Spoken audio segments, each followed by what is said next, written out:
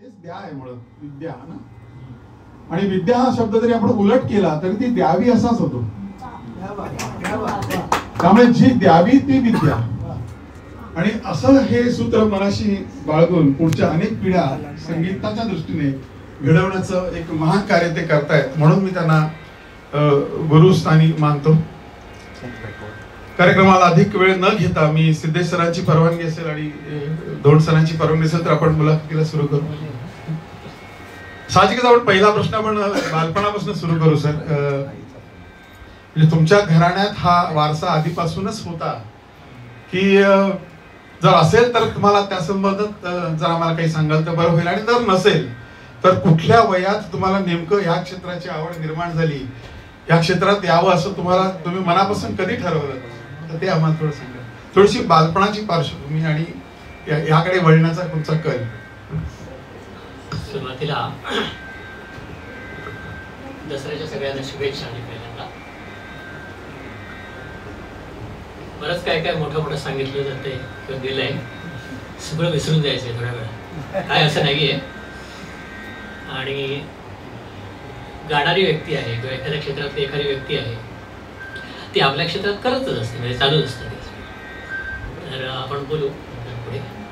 मी आता विचारलं तुम्ही असं,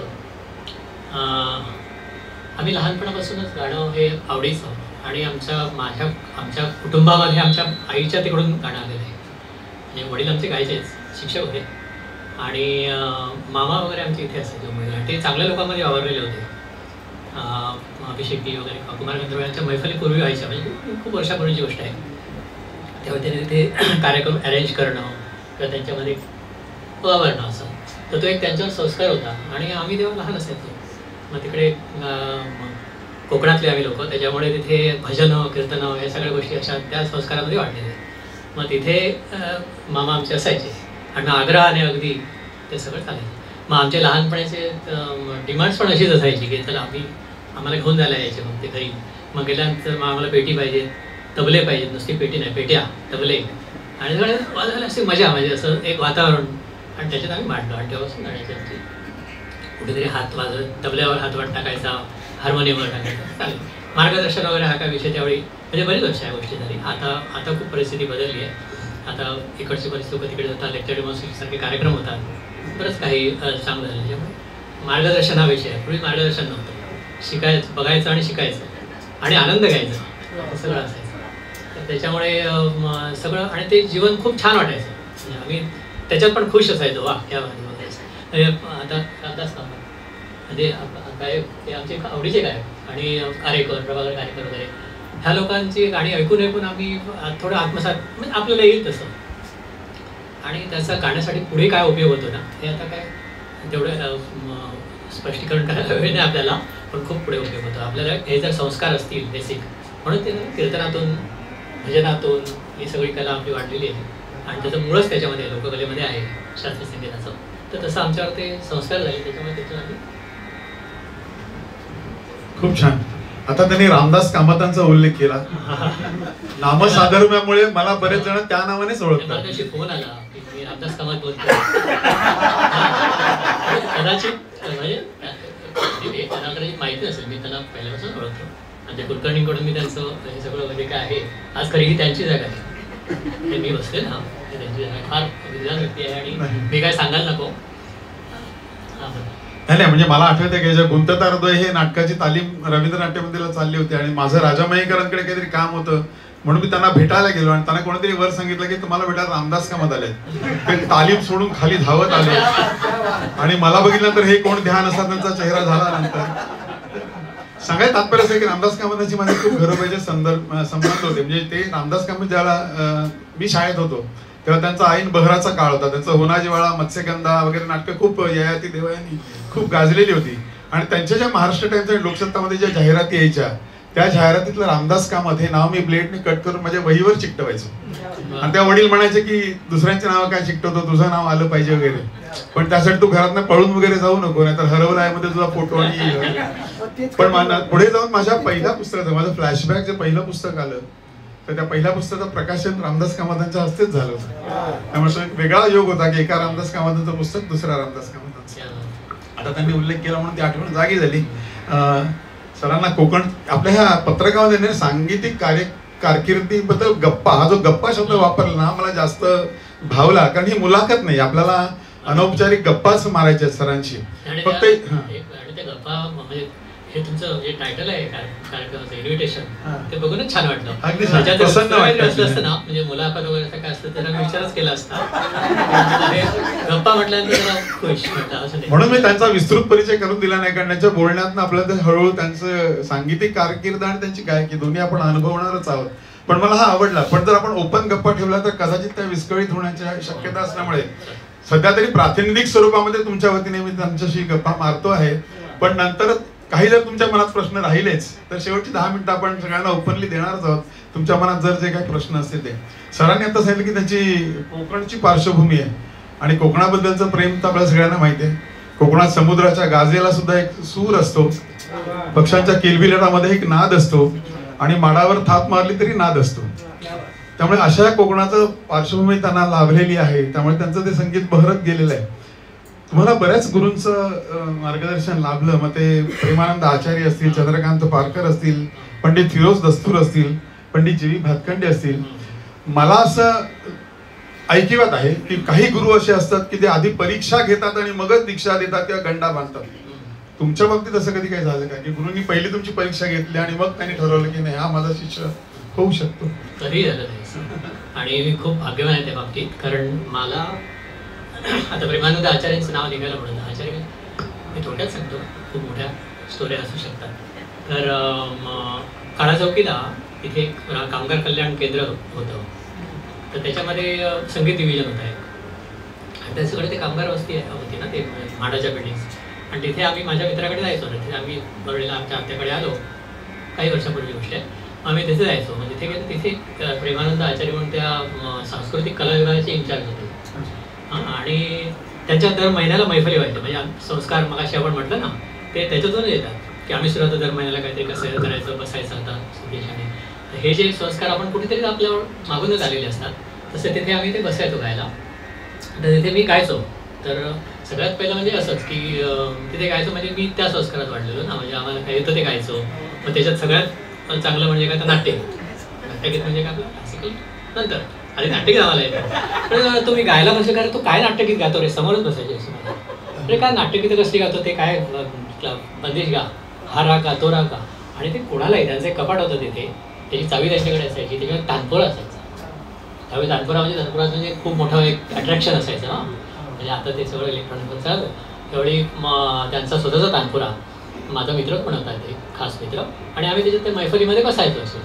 आणि त्यावेळी काय रेडिओ स्टार वगैरे होते, ते गाऊन जायचं दर महिन्याला, म्हणजे ते असं एक मैफल असायची छोटीशी. तर त्यावेळी आचार्य सरांचं एक वैशिष्ट्य म्हणजे काही दिवसांसाठीच मला त्यांचा सहवास मिळाला आणि ते तिथे राहायचे त्या शाळेमध्ये. तर मला आम्ही बसल्यानंतर ते कंपल्सरी मला बसवायचे बस. मग क्लासिकल आम्ही गायलोच नाही ना, राग वगैरे बाकीच थोडं हे होतं, त्यांच्याकडे शिकण्यासाठी म्हणजे मी शिकण्यासाठी म्हणून त्यांचं. आणि त्यांचं गाणं फार सुंदर होतं. GD अग्नीचे त्यांचे गुरु होते, त्याच्यामुळे त्यांच्याकडे मटेरियल खूप छान होतं. आणि मला ते इतके माझ्यावर हे करायचे ना, म्हणजे काय कोण जाणं. तर तुम्ही मगाशी म्हणतात ना, मला कोणाकडे जायला लागलं नाही. सकाळी 5 वाजता उठून घेऊन जायचा. मित्राकडे झोपायचो मी आम्ही, म्हणजे तिथे आम्ही सगळं बिंदास सगळं असायचं आमचं. आम्ही मित्राकडे गेलो की तिथे राहायचो. मग तिथून सकाळी दरवाजा टकतात, अरे काय अजून झोपला, उठून अरे थंडी विंडी असायची. आणि तिथं आम्हाला आल्यानंतर मला आनंद व्हायचा, पण माझ्याबरोबर सुभाष म्हणून मित्र होता, तो गाण्यातला तोडा नव्हता, माझ्या याने तो तबला शिकायचा. मी त्याला कंपल्सरी म्हटलं चल काय ना तर तबला शिक. त्याचे एक तबलिस्ट मी नाव विसरलं, ते शिकवायचे. तर ते झालं. मग आम्ही घेऊन यायचे. तिथे आल्यावर तानपुरा काढून द्यायचे माझ्या हातात, तानपुरा लावून घेऊन चगा मला असा हे बघ मग हा राग तसा. त्यांचं कसं शिकवणं असं सिस्टमॅटिक, म्हणजे ते काय म्हणतात त्याला परीक्षा ओरिएंटेड वगैरे असं काय प्रकार नव्हता. ते जस्ट असं मजा म्हणून. आणि प्रत्येक रागांचा अभ्यास त्यांना एक अशा गुरूंना असं पण असते किंवा त्यांना अशी व्यक्ती पाहिजे असते की तो काहीतरी आपल्याकडून घेईल. म्हणजे भातखंडे सरांचं पण तसंच आहे, म्हणजे काय दादांचं की माझ्याकडून काय असेल ते लवकर घ्या, कारण नंतर कोणतरी घेणार पाहिजे. आणि कदाचित माझ्यामध्ये त्या आमच्यासारख्या लोकांमध्ये आणि आमच्यासारख्या लोकांमध्ये त्यांना दिसत असेल की बाबा हे काहीतरी घेईल, काहीतरी करेल. म्हणून ते मी त्यात थोडी पुस्तकं, त्यावेळी मी भातखंडेची पुस्तकं, आमिर खानचं रेकॉर्डिंग त्यावेळी आम्ही ऐकलं. म्हणजे त्यावेळी कदाचित जनरल लोक म्हणजे असं भीमसेन आणि अमुक आणि साधारणपणे जे लागतं तेच आपण ऐकण्याची एक पद्धत होती. तर ते मला ते मुद्दाम काढून द्यायचे. इव्हन ते सगळं झाल्यानंतर परत खांद्यावर हात टाकून चल त्याचं घर पण कसं एक छोटंसं घर, ते माहीत नाही माडाचं घर, आणि ते त्याच्यात वरती माळा बनवलेला. हां, ते आम्ही त्याची वरती माळ्यावर घेऊन जायची. पण तो आनंद असायचा सगळा. आणि त्या सगळ्या कॅसेट्स काढून ते डबल कॅसेट रेकॉर्डर त्यांच्याकडे होता तो पूर्वीचा. हां, त्याच्यानं ते ऐकून बघ कसं मारवा घात येतो, बघ हा कसं नंद आहे अमुक. आणि हे ह्याचं जे म्हणजे त्यावेळी नंतर आम्ही पारकर सरांकडे आलो ती गोष्ट वेगळी आहे. असं म्हणजे तुम्ही मगाशी म्हटलं त्या प्रश्न जरा वाटतंय, पण ते हां पण ते तुम्ही जास्त बोलायचंय, मी तुम्हाला बोलते कारण नाही म्हणजे इंटरेस्टिंग आहे. म्हणजे मला पण थोडंसं मेमरीज म्हणजे आठवण येतात ना. म्हणजे तर ते त्याच्यानंतर मग त्यांनी मला एक ट्युशन्स पण, तू काही करू नकोस, जॉब वगैरे काही करायचं नाही. म्हणजे कोणतरी विचारतात जॉब केला का वगैरे, असं कारण हे आहे. त्यामुळे काय करू नकोस जॉब वगैरे, कसं ते कसल्या नोकऱ्या बिकऱ्या करतो, घाणं शिकायचं व्यवस्थित. आणि मग त्याने सगळं आम्हाला सगळं ओपन करून दिलं पुस्तकावर. मला अजून त्यांच्या बंदिशी आठवतात. म्हणजे अग्नीच्या बंदिशी आहेत त्यांच्या, काहीकडी वगैरे त्यांच्या कॉन्टॅक्टमध्ये असायची त्यावेळी, दिनकर काहीकडी. तर मग हे सगळं झाल्यानंतर मग परीक्षेला बस, अमुक कर तमुक कर. म्हणून त्यामुळे तू परीक्षा दे, तो गाणं सिस्टमॅटिक. मला ते काय जमत नाही, परीक्षा काय मला माहिती नाही, मला ते काय कळणार नाही. तू जा कुठेतरी हे करते करते करते. मग मी देसरमध्ये कॉन्टॅक्ट लावलो आणि मग तिथे पारकर सर भेटले. तर पारकर सर तुम्हाला माहिती आहे, मला काय सांगायची गरज नाही. मला वाटतं सगळेच लोक ओळखतात. ते पकडूनच घेऊन जा, चल काय झालं, आधी मसाले दूध पाहिजे, त्याच्यावर ते गळा चांगला होणार नाही. मग खाली त्या भरच्या डेअरीवर जाऊन दूध कंपल्सरी प्यायचं. इतकं सर म्हणजे काय अप्रतिम. असे हे सगळे अनुभव आहेत. त्याच्यानंतर पुढचं पण सांगून जातो दादांकडे मी सरांचा खूप छान एक ॲव्हरेज असायचा पारकर सरांचा. मला नाही जमलं तू दुसरीकडे जा, कारण त्यांना असं वाटायचं की असा कुठेतरी अजून चांगलं काहीतरी, त्याची ताण चांगली करते अमुक आहे. तर त्यांच्या काही कॉन्सेप्ट्स असतात. त्याप्रमाणे मला दादाकडे घेऊन गेलं. आणि दादांकडे गेल्यानंतर दादांचं त्यांचं तेवढं हे नव्हतं, परिचय पण नव्हता. पण आम्ही असं विचार करायचो का अभिषेककडे जायचं होतं, पण नेमके ते पुण्याला शिफ्ट झाले वगैरे वगैरे. ते काही गोष्टी अशा होत गेल्या. दस्तुरांकडे जायचं होतं, ते आम्ही गेलो नंतर. दस्तूर पण त्याच्यामध्ये आहेत, पण फिरोज दस्तूर त्यांच्याकडे मी थोडं जास्त. तर तिथे दादांकडे गेल्यावर दादांनी छान म्हणा, चांगलं छान आहे आवाज, थोडं थोडं तू कर, घेतो बघूया. आणि मग ते सुरू झालं. आणि दादाने पण म्हणजे दादांचं पण परिचय सगळ्यांना आहे. पारकर सरांचं तर आहेच, दादांचा पण मला वाटतं बऱ्याच लोकांना परिचय आहे. त्या लोकांना दादा भातखंडे, जय भातखंडे म्हणून त्यांचं नाव होतं. खूप सुंदर गायक होती त्यांची, आग्रा बाल्यर असं गायचे ते. आणि त्यांचं पण हेच ना की नाही म्हणजे तुमच्या प्रश्नाला पकडून सांगतो मी. घरी 10चा क्लास असायचा सकाळचा, 10 वाजून 5 मिनिटं झाली ना की ह्यांचा फोन आला, अरे तू निघालास की नाही, काय करतोयस असं. म्हणजे मी कंपल्सरी, कधी कधी मला असं स्वभाव असतो थोडासा दांडी आज जरा, पण तसं नाही. ते दांडी कधीच मारायला मग गेल्यानंतर काहीतरी कारणं सांगून कधी मिनिट व्हायचो. त्याच्यामुळे एकदम कंपल्सरी क्लास त्यांचा असायचा. आणि त्यांच्या क्लास व्यतिरिक्त सुद्धा पुष्कळ गोष्टी होत्या की नुसता क्लास नाही, सगळ्यांना एकत्र करायचं. ते त्यांच्याकडे शिवरात्री दिवशी कार्यक्रम व्हायचा, त्या कार्यक्रमामध्ये सगळ्यांना बसून गायचं, तू गा अमुक गा, झालं ना हा राग तू गा, काय हरकत नाही, हा चल मी वगैरे, असं ते सगळं असायचं. म्हणजे हे मी त्यांना विचारायचो नाही किंवा दादा मी असं करू का, मी येऊ का, मी जाऊ का, हा विचारायचा काही संबंधच कधी आला नाही. म्हणजे हे अशा प्रकारचं गुरु आणि अशा प्रकारचे गाईड आपल्याला मिळणं खरंच भाग्यवान. इतकं मुक्त हस्ताने विद्यादान करणारे गुरु फार. त्याच्यामुळे आणखीन एक सप्लिमेंटरी सांगून टाकतो लगेचच. त्याच्यामुळे मला अजिबात कोणते कष्ट करून गाणं शिकलो म्हणजे काही ते झालं होतं. हां सिद्धेश काही कष्ट केले नाही, मला आठवतच नाही काय कष्ट केले. माझं सगळं गाणं मस्त, कधी असं वाटलं नाही आणि पण मोठा गातो असं मला वाटत नाही. पण जे काय मला येतं त्याच्यासाठी मी काही कष्ट घेतले असं मला अजिबात वाटत नाही. आता रियाज सुद्धा, आपण रियाजामध्ये मजा असते. बोला आपण पुढे. आनंद घेतला की खरंच रियाजामध्ये मजा असते. खरं तर माझ्या नंतर विचारण्यात आलेल्या प्रश्नाचं उत्तर सरांनी आधीच दिलं. मी त्यांना विचारणार होतो काही संघर्ष वाटायला आला का, पण त्याचं उत्तर आधीच देऊन टाकलं.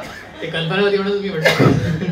कारण काय असतं, मोठ्या लोकांचं आपल्याला यश दिसतं, त्यांची कीर्ती दिसते, त्यांची प्रसिद्धी दिसते, पण त्यांच्या मागचा संघर्ष आपल्याला दिसत नाही, त्यांचा त्याग दिसत नाही.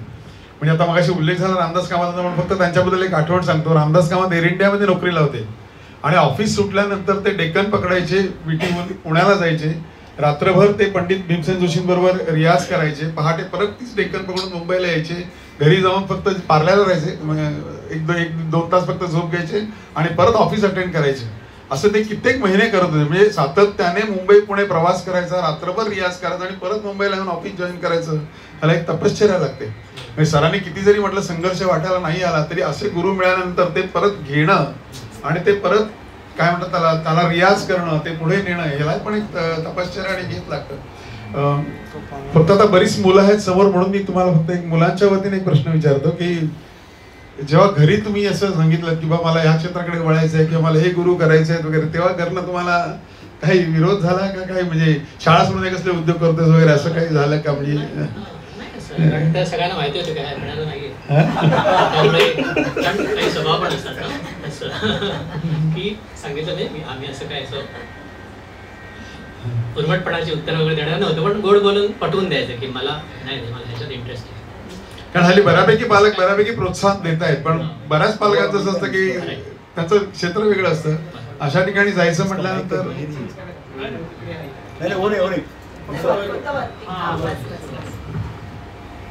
तुम्ही आता ज्या वेगवेगळ्या गुरूंचा उल्लेख केलात ना, प्रेमानंद आचार्य किंवा चंद्रकांत पारकर, पंडित फिरोज दस्तूर, भातखंडे सर, मला हा म्हणजे एक सामान्य काय म्हणतात रसिक म्हणून ना मला हा नेहमी प्रश्न मनात येतो की सातत्याने असे म्हणजे एकेका यांचे एवढे गुरु कसे असतात की म्हणजे एका गुरुकडनं दुसऱ्या गुरुकडे, दुसऱ्या गुरुकडनं तिसऱ्याकडे असं का जावं असं वाटतं? किंवा प्रत्येक गुरुचं काही एक वेगळे पण असतं ना, तसं तुमच्या प्रत्येक गुरूंमध्ये तुम्हाला काय वेगळे पण जाणवलं? म्हणजे हो नक्कीच वेगळे पण आहे आणि असतं आणि जावंसं वाटलं म्हणजे माझ्या बाबतीत मी सांगतो, मी जे काय असेल ते मी स्वतःच सांगतो. कारण इतर खूप मोठ्या व्यक्ती आहेत, आपण त्यांचा प्रत्येकाचे अनुभव किंवा प्रत्येकाचं हे वेगळं असतं. मला जावंच वाटलंच नाही. मला आपण सुरू आहे एके ठिकाणी चाललंय आपलं, समजा माझं पारकर सरांकडे शिक्षण सुरू आहे, मग मला असं वाटलं की चला ह्याच्या पुढे आता काय आता परीक्षेच्या दृष्टीने समजा अलंकार समजा आपण करायचं असेल, विशारद म्हणते किंवा इव्हन विशारद करायचं असेल तर सरांकडे काही मटेरियल नसेल तर मला गुरुच तसे मिळाल्यामुळे बाहेर जाण्याचा पण मार्ग मोकळा होता आणि त्याप्रमाणे आम्ही गेलो. म्हणजे असं ते झालेलं आहे. म्हणजे असं आणि तुम्ही काय म्हटलं वैशिष्ट्य वेगळे पण असतंच. कारण कसं प्रत्येक गायकी वेगवेगळ्या असतात, त्यांच्या घराण्यात त्यांनी अभ्यास केलेला वेगळा असतो, पण त्यांच्याकडे मटेरियल वेगवेगळं असतं आणि त्याचा उपयोग होतो आपल्याला. अशी म्हणजे स्पेसिफिक गुरुची एखादी खासियत सांगू शकाल की बाबा भातखंडे सरांची ही खासियत होती किंवा हा राग किंवा त्याच्यात ते किंवा फिरोज दस्तूर कसं आहे बघा गायकीमध्ये तुम्हाला काय वेगळी? गायकीचा हा गायकीचा विषय आहे. म्हणजे असा पारकर सरांकडचं गाणं थोडं वेगळं आहे, त्यांना ते थोडं मिश्र गायचे, ते म्हणजे किराण्याचंच गायचे कारण ते मुळात दसऱ्याकडेच जायचे ना, त्यानंतर थोडंसं अभिषेकींचं पण त्यांच्याकडे होतं त्याच्यावेळेस, त्यामुळे त्यांचं गाणं वेगळं आणि त्यांचा स्वतःचा विचार होता. हा एक वेगळा परत विषय आहे. शेवटी तुम्ही कोणाकडेही शिका, तुमचा स्वतःचा विचार तुम्ही काय ऍड करता हे पण महत्त्वाचं असतं. जर तुम्हाला जास्तीत जास्त लोकांपर्यंत पोहोचायचं असेल तर आणि स्वतःच्या समाधानासाठी सुद्धा. तसं पारकर सरांची गायकी वेगळी होती. दादांकडे त्यांचं गाणं व्हायचं होतं आपल्या ग्वाल्हेरचं गाणं होतं, कारण तिने आवांकडे म्हणजे आठवलेंकडे वीरा आठवलेंकडे गाणं केलं आहे. त्याच्यानंतर कैकिणी वगैरे त्यांच्या कॉन्टॅक्टमध्ये होते आणि ते वेगळ्या सर्कलमध्ये, पण त्यांनी मुख्य गाणं हे ग्वाल्हेरचं होतं त्यांचं, ग्वाल्हेर आणि आग्रा. मग तसं असतंच ना की शेवटी ते पण असे गुरु होते की काहीतरी ते स्वतः विचार करणारे होते. म्हणजे शिकलेलं तेवढंच गाऊन टाकलं वगैरे असं काही प्रकार नव्हता. त्या स्वतःच्या विचारामधून मग ते कुमारांना ऐकायचे, त्यांचे खूप चांगला संबंध होते त्यांचे. ते म्हणजे आमचे हे सगळे असे योगायोग आले नाहीत सगळे, आम्हाला पण कुमारांकडे जायचं आणि ते विचार नव्हते त्याच्यानंतर. अभिषेकींचं पण तसं झालं तर थोडंसं आणखीन जरा मजा आली असती असं. तर त्यांनी त्यांच्या त्या प्रकारचं गाणं होतं. त्याच्यानंतर दसऱ्यांचं तुम्हाला माहितीच आहे, ते पूर्ण किराण्याचंच होतं, त्याला काय प्रश्न नाही. दसऱ्यांची आठवण एक मगाशी सांगून गेलं राहून गेलं मगाशी. मी इथून दसऱ्यांकडे जायचो पारकर सर, मी सरांच्या बरोबरच मला वाटतं गेलो होतो आणि युनिव्हर्सिटीमध्ये तेव्हा ते तिथे शिकवायचे. युनिव्हर्सिटीमध्ये गेलो शिकायला तर मग मी म्हणाले का बघू वगैरे काय, मी गायलो तर म्हणाले छान आहे तुझं गाणं, तू असं कर, तू ये हे करू नकोस, आपण करूया. आणि ते खूप असे छान होते, चांगलं गातो, तुझ्या असं छान गाणं वाटतं, तू ये वगैरे असं त्यांच्या भाषेत त्यांनी सांगितलं. त्याच्यानंतर मग मी तिथे बघितलं तर म्हटलं मला जमेना जायला आणि मला ते आवडलं नाही वातावरण. थोडंसं आवडलं नाही म्हणजे मला असं वाटलं की मला वेळ माझा कदाचित वेस्ट होईल तिथे. तर मग ते म्हणाले तू असं करशील का, ते स्वतःच त्याने विचारलं की तू अशी मगाचा प्रश्न तू परत तिथे त्यांनी स्वतः म्हणून विचार, मी त्याला विचारलं नाही की मी येऊ का तुमच्याकडे, तर त्याने मला तू घरी ये माझ्याकडे, आणि मी त्यांच्याकडे घरी जायचो. आणि अशा वेळात जायचो ना की सकाळी गाडी पकडणं पण मुश्किल. मग घरी गेल्यानंतर दरवाजा उघडला असले की आले समोर. मग आल्यानंतर अरे तू आला, हा ये. आणि ते चहा वगैरे असायचं करून ठेवलं. ते एकटे असेल ना, बॅचलर होते, ते एकटेच राहायचे घरात. मोठा फ्लॅट होता त्यांचा आणि एकटे राहायचे. मग चहा तो एवढा मोठा कप त्यांचा आणि ते टोस्ट वगैरे ठेवायचे समोर. अरे तू आला, आता आपण एकदम बसून इथे चहा वगैरे घेऊया दोघांनी आणि मग गाणं गाऊया वगैरे. आणि मग ते सगळं करणं कौतुक आणि लाड किती असावे. म्हणजे मला आश्चर्य वाटायचं, म्हणजे आपण काही न करता, म्हणजे हे सगळं मिळालेलं आहे, काही न मागता मिळालेलं आहे. मला अगदी आरामात चला झालं काय सांगतो, झालं रिलॅक्स झाला, चला बसूया. आणि ते मग आम्ही बसायचो. सगळ्यात अट्रॅक्शन काय असायचं, तानपुऱ्यांचं. त्यांची जोडीचे तानपुरे काय सुंदर तानपुरे असायचे आणि लावलेले असायचे दिवसात. आणि ते शिकायचे मस्त. आणि मस्त आम्ही बसायचो तास 1.5 तास मस्त एकदम तब्येतीत. आणि मग झालं की योगायोगाने मग ते बाहेर गेले अमेरिकेला वगैरे. त्याचं थोडं बाहेर जाणं असायचं त्यांच्या रिलेशनमध्ये. आणि मग ते डिस्कंटिन्यू झालं. तरी पण मी 1-1.5 वर्ष त्यांच्याकडे गेलो. तर त्यांची गायकी किराण्याची होती. त्याच्यानंतर मी दादांकडे आलो. दादांकडे थोडंसं कसं असतं, गुरु आपण बदलतो. तुमचा विषय होता ना, आपण मार्गदर्शन वेगवेगळ्या लोकांचं घेतो. त्या काही गरजा असतात, म्हणजे आणि काही ठिकाणं पण तशीच असतात की पारकडचा सपोज असेल तर त्यांनी परीक्षेपेक्षा थोडं 50% अभ्यास केला आहे. म्हणजे परीक्षा ह्याच्यात ते जास्त हे नव्हते. त्याने काय दिलं तेवढं त्याने आपलं सांगून टाकलं. म्हणजे त्याच्यानंतर मग दस्तुरांकडे गेलं तर 0 काय नाही, परीक्षा काय म्हणजे मध्येच काहीतरी शुद्ध कसाराम सुरू व्हायचा, मध्ये चला ठुमरी गाऊया आपण आता वगैरे असं असायचं. म्हणजे ते काय त्याला हे नसायचं. त्याच्यामुळे दादांकडे आल्यानंतर मग ते एकदम सिस्टमॅटिक. मग परीक्षेला तुझे कोणते राग आहेत काढ, माझ्याकडे ते पुस्तक आहे ते काढतं सगळं आम्हाला. आणि तुम्हाला तेच सांगतो वैशिष्ट्य की मार्गदर्शक किंवा गुरु हे कसे असावेत की सगळं आपल्याला देऊनच टाकलेलं असायचं. म्हणजे आम्ही दरवाजाजवळ तर ते कपाट काढते, ते माझे पुस्तकं ढवळतो आम्ही आपले. नाही तर दुसरा कोणतरी अरे थांब कशाला काढतो वगैरे असं काही नाही आहे असं. तर ते अशा प्रकारे सगळ्या वेगवेगळ्या गायकींसाठी आपल्याला संधी मिळते ते पाहायला लागतं. की तुम्हाला काही मटेरियल पाहिजे असेल, उद्या तुम्हाला तर परफॉर्मिंग आर्टिस्ट म्हणून तुम्हाला जर जायचं असेल, परफॉर्म करण्याची आवड असेल तर तुम्हाला कोण काय परफॉर्म करतं त्याची स्टाईल आपल्याला मिळाली पाहिजे. त्या दृष्टीने आपण गुरु चेंज करतो किंवा मार्गदर्शक चेंज करतो. त्याच्यानंतर असं बरेच काही काय शिक्षक म्हणून काही लोकांना काम करायचं असतं. मग अनेक रागांचं आहे, काही मटेरियल असतं, ते काही विशेष लोकांकडेच असतं. आता मयंकर सरांसारखी गोष्ट आहे, हे लोक म्हणजे ह्यांच्याकडे अभ्यास पुष्कळ केलेला असतो, लिटरेचर असतं, हे असतं, मटेरियल असतं, बऱ्यापैकी पुस्तकं असतात. तर त्यांचा फायदा होईल म्हणून आपण त्यांच्या मार्गदर्शनासाठी जातो. अशा प्रकारे गुरु बदलले जातात. म्हणजे बदलण्यामध्ये आणखीन काय मोठा उद्देश नसतो आणि नसावा पण. आणि नसावा म्हणून आपला हा गुरुचा ठीक नाही म्हणजे त्याला दुसऱ्या गुरुकडे जाऊया बरं असं काय ते काय उपयोगाचं होत नाही. नॉर्मली कुठलाही गायक अमुक म्हणजे पंडित जितेंद्र अभिषेकींचा शिष्य किंवा अमुक यांचा शिष्य, तर नॉर्मली एका गुरुचे शिष्य. पण काही वेळेला असं तुमच्यासारखे जे असतात ते बऱ्याच गुरूंकडे शिकतात. म्हणून हा एक बालबुद्धीला पडलेला प्रश्न होता तो. नाही पण मोस्टली तुम्ही म्हणता ना ते इतर सगळे लोक पण मार्गदर्शन हा सुद्धा प्रकार कसा आहे, म्हणजे जो थोडा विचार करणारा जी व्यक्ती असेल ती प्रत्यक्ष जाऊन शिकते असं पण नाही. म्हणजे तो पण जो एक हिडन प्रकार आहे, जो गुरु मानलेलाच असतो त्याला. समजा मला एखाद्या गोष्टीत अब्दुल कलामचं गाणं आवडत असेल किंवा आमिर खानचं गाणं आवडत असेल तर मी ज्यावेळी ते त्याचं काहीतरी चिंतन करायचा प्रयत्न करतो त्यावेळी ते गुरुसारखेच असतात मला. म्हणजे ते आम्ही त्यांच्याकडे शिकतो असंच मला वाटतं. म्हणजे हा प्रत्येकाच्या विचाराचा प्रश्न आहे आणि असावा असं. खूप छान. मगाशी कविता मॅडमचा सत्कार करत असताना सिद्धेश सर म्हणाले की गुरुपौर्णिमेच्या कार्यक्रमात त्यांना वाजवताना बघितलं आणि ते खूप भारावून गेले आणि मग त्यांना नेमकं हेरलं आणि आज आपल्याला त्यांचा सतार ऐकण्याची संधी मिळाली. त्याला एक नजर लागते रत्नपारखीची. आणि मला असं वाटतं सरांकडनं ऐकल्यानंतर की जे काही त्यांचे गुरु आहेत त्या त्यांना पण ती रत्नपारखीची नजर असावी म्हणून त्यांनी यांना निवडलं. यांना कुठे अप्रोच व्हावं लागलं नाही, ते यांना अप्रोच होत गेले. हे त्यांचा रत्नपारखीपणा झाला की त्यांनी बरोबर ते रत्न त्यांनी हेरलं. सर तुम्ही आग्रा घराण्याची तुम्ही गायकी हे केली, ग्वाल्हेर घराण्याची केली, तुम्ही ठुमरी, गझल, भजन, नाट्यगीतं, सुगम संगीत या सगळ्याच प्रांतात तुम्ही मुशाफिरी करता. तुमचा आवडता प्रकार कुठला आणि का, आणि त्याची एखादी झलक थोडंसं आपण तुमची गायकी पण गप्पा आणि गाणं हे एकत्र जरा कठीणच असतं. आणि दुसरं त्यात करून आमचं गाणं कधीची वाट बघते. आणि त्यात करून आमचं गाणं म्हणजे गाण्याच्या स्टाईल्स ज्या असतात तुम्हाला कल्पना असेल म्हणजे तुम्ही सगळे त्या संस्कारातच वाढलेले आहेत. आपण मी काय वेगळ्या गप्पा सांगतो अशातला भाग नाही आहे. तुम्हाला सगळ्यांना मी काय बोलतो ते माहिती आहे ऑलरेडी. हां, मी काय नवीन सांगत नाही. तसं आम्ही आमच्याकरता नाही, बाकीचे असे हो. आहेत की ज्यांना माहिती नाही. बरोबर त्या ते दृष्टीने आपण गाणं आम्ही ज्या स्टाईलचं गाणं गातो म्हणजे संथ गाणं आहे आमचं, किराणा पद्धतीचं आहे.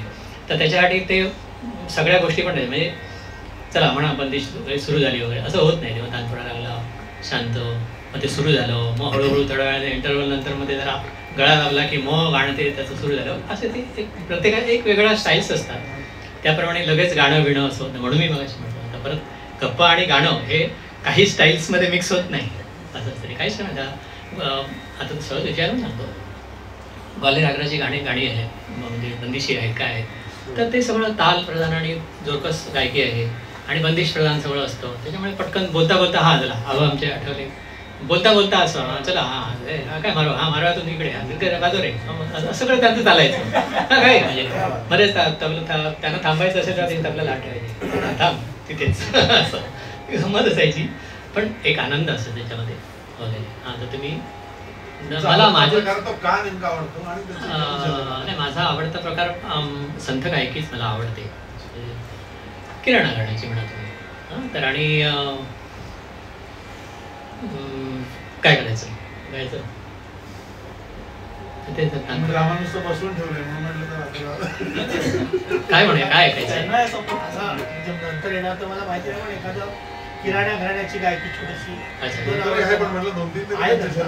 ग्वालियरचा कसं बरेच कार्यक्रम तिथे गाणारे कोण गाण्याचे विद्यार्थी कोण कोण आहे?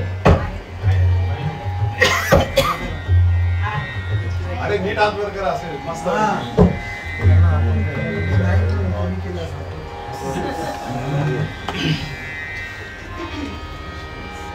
काय म्हणे कोणता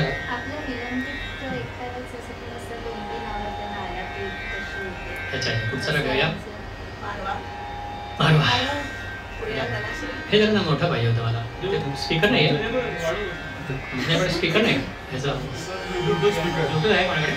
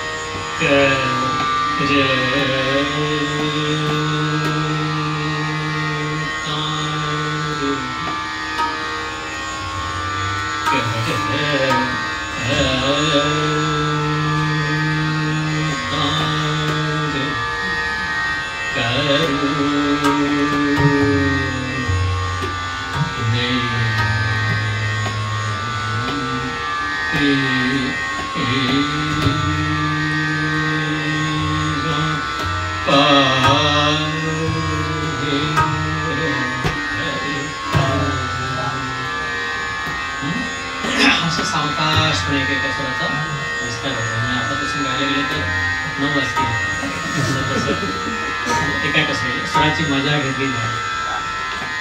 अर्थात लेक्चर डेमॉन्स्ट्रेशनचा विषय आपण जंप जाऊया, पण एखाद्या स्वरात आता आपण मी विस्तार करतोय, एका स्वराने पुढे जायचं, तर शांतपणे आपण पुढे जातो. स्वराची मजा घेणं हा एक मुख्य गुण आहे. छोटे छोटे स्वर कणाने मोठ्याने गाऊन त्याचं काय म्हणतो मॉड्युलेशन आलं होतं, या सगळ्या गोष्टी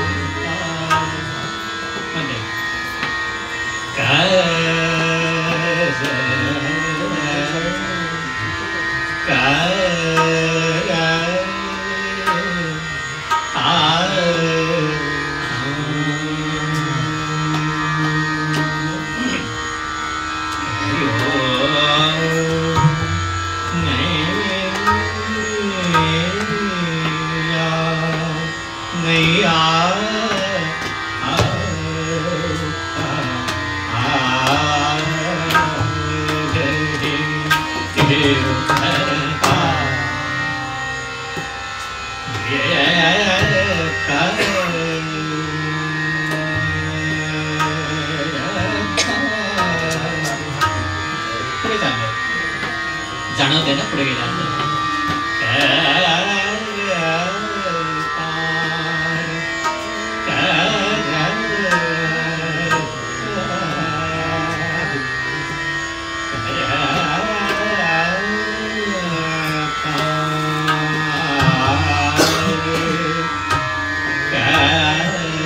Oh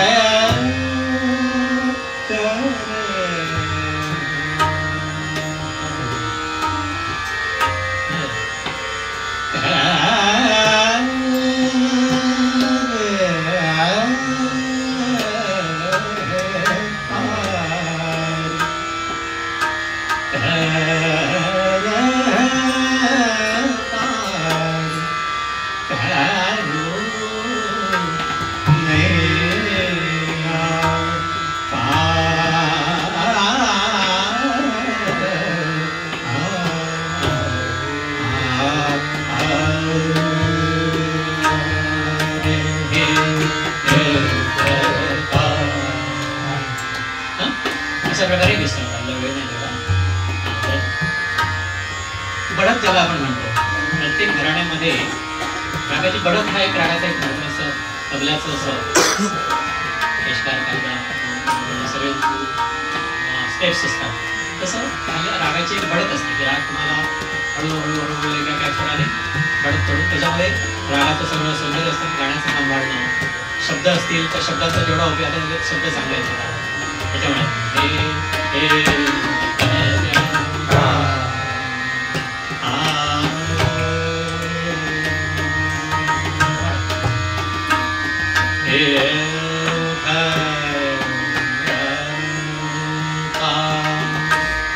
लयकारी काय काही गोष्टी त्याच्यात ॲड करणं.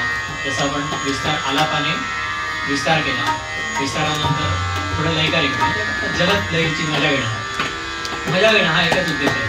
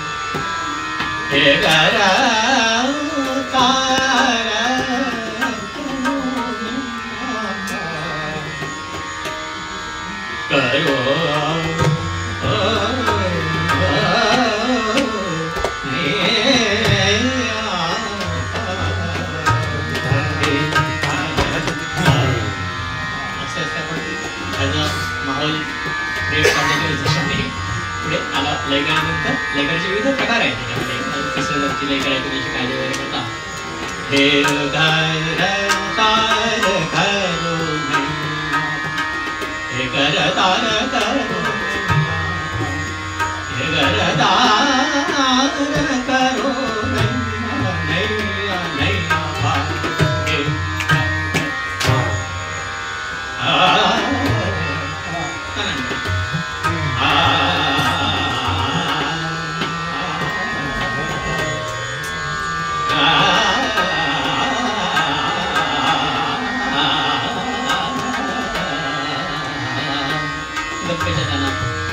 विविध प्रकार.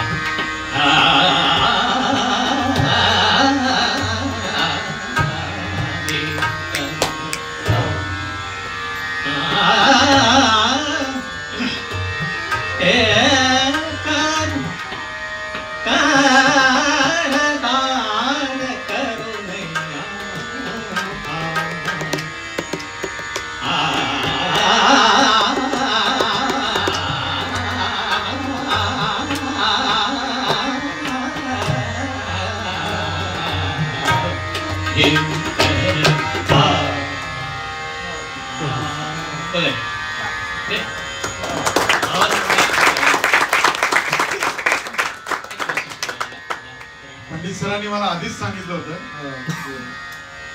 दोन सरांनी, की मला बोलतं करण्यापेक्षा जास्त गातं करा. मला आता कळते का रिस्की आहे ते. तुम्हाला सहज सांगतो, ठीक आहे, गायकी अशी म्हणजे प्रत्येकाची स्टाईल्स असतात. म्हणजे आता मला असंच मांडायला आवडतो. एक तर मी असं मांडायला येणं माझ्या मनाविरुद्ध होतं ना. मी आता पटपट जरा इकडे तिकडे काय मग एकदम वरचा निषादालाच गेलो एकदम डायरेक्ट वर. ते त्याच्यामुळे तसं त्याच्यामुळे ते आहे नॅचरली ही गायकी मोठी आहे तुम्हाला ते. आणि ट्युनिंग पण असतं एवढं तुमचा आवाज सेट होतो कारण ती मांडणीच तशी आहे ना. हां आता इतर वाल्यचं सुद्धा गाणं असेल तर तशी बंदीची चांगली जातं ना गाणं है ना. त्यामध्ये हे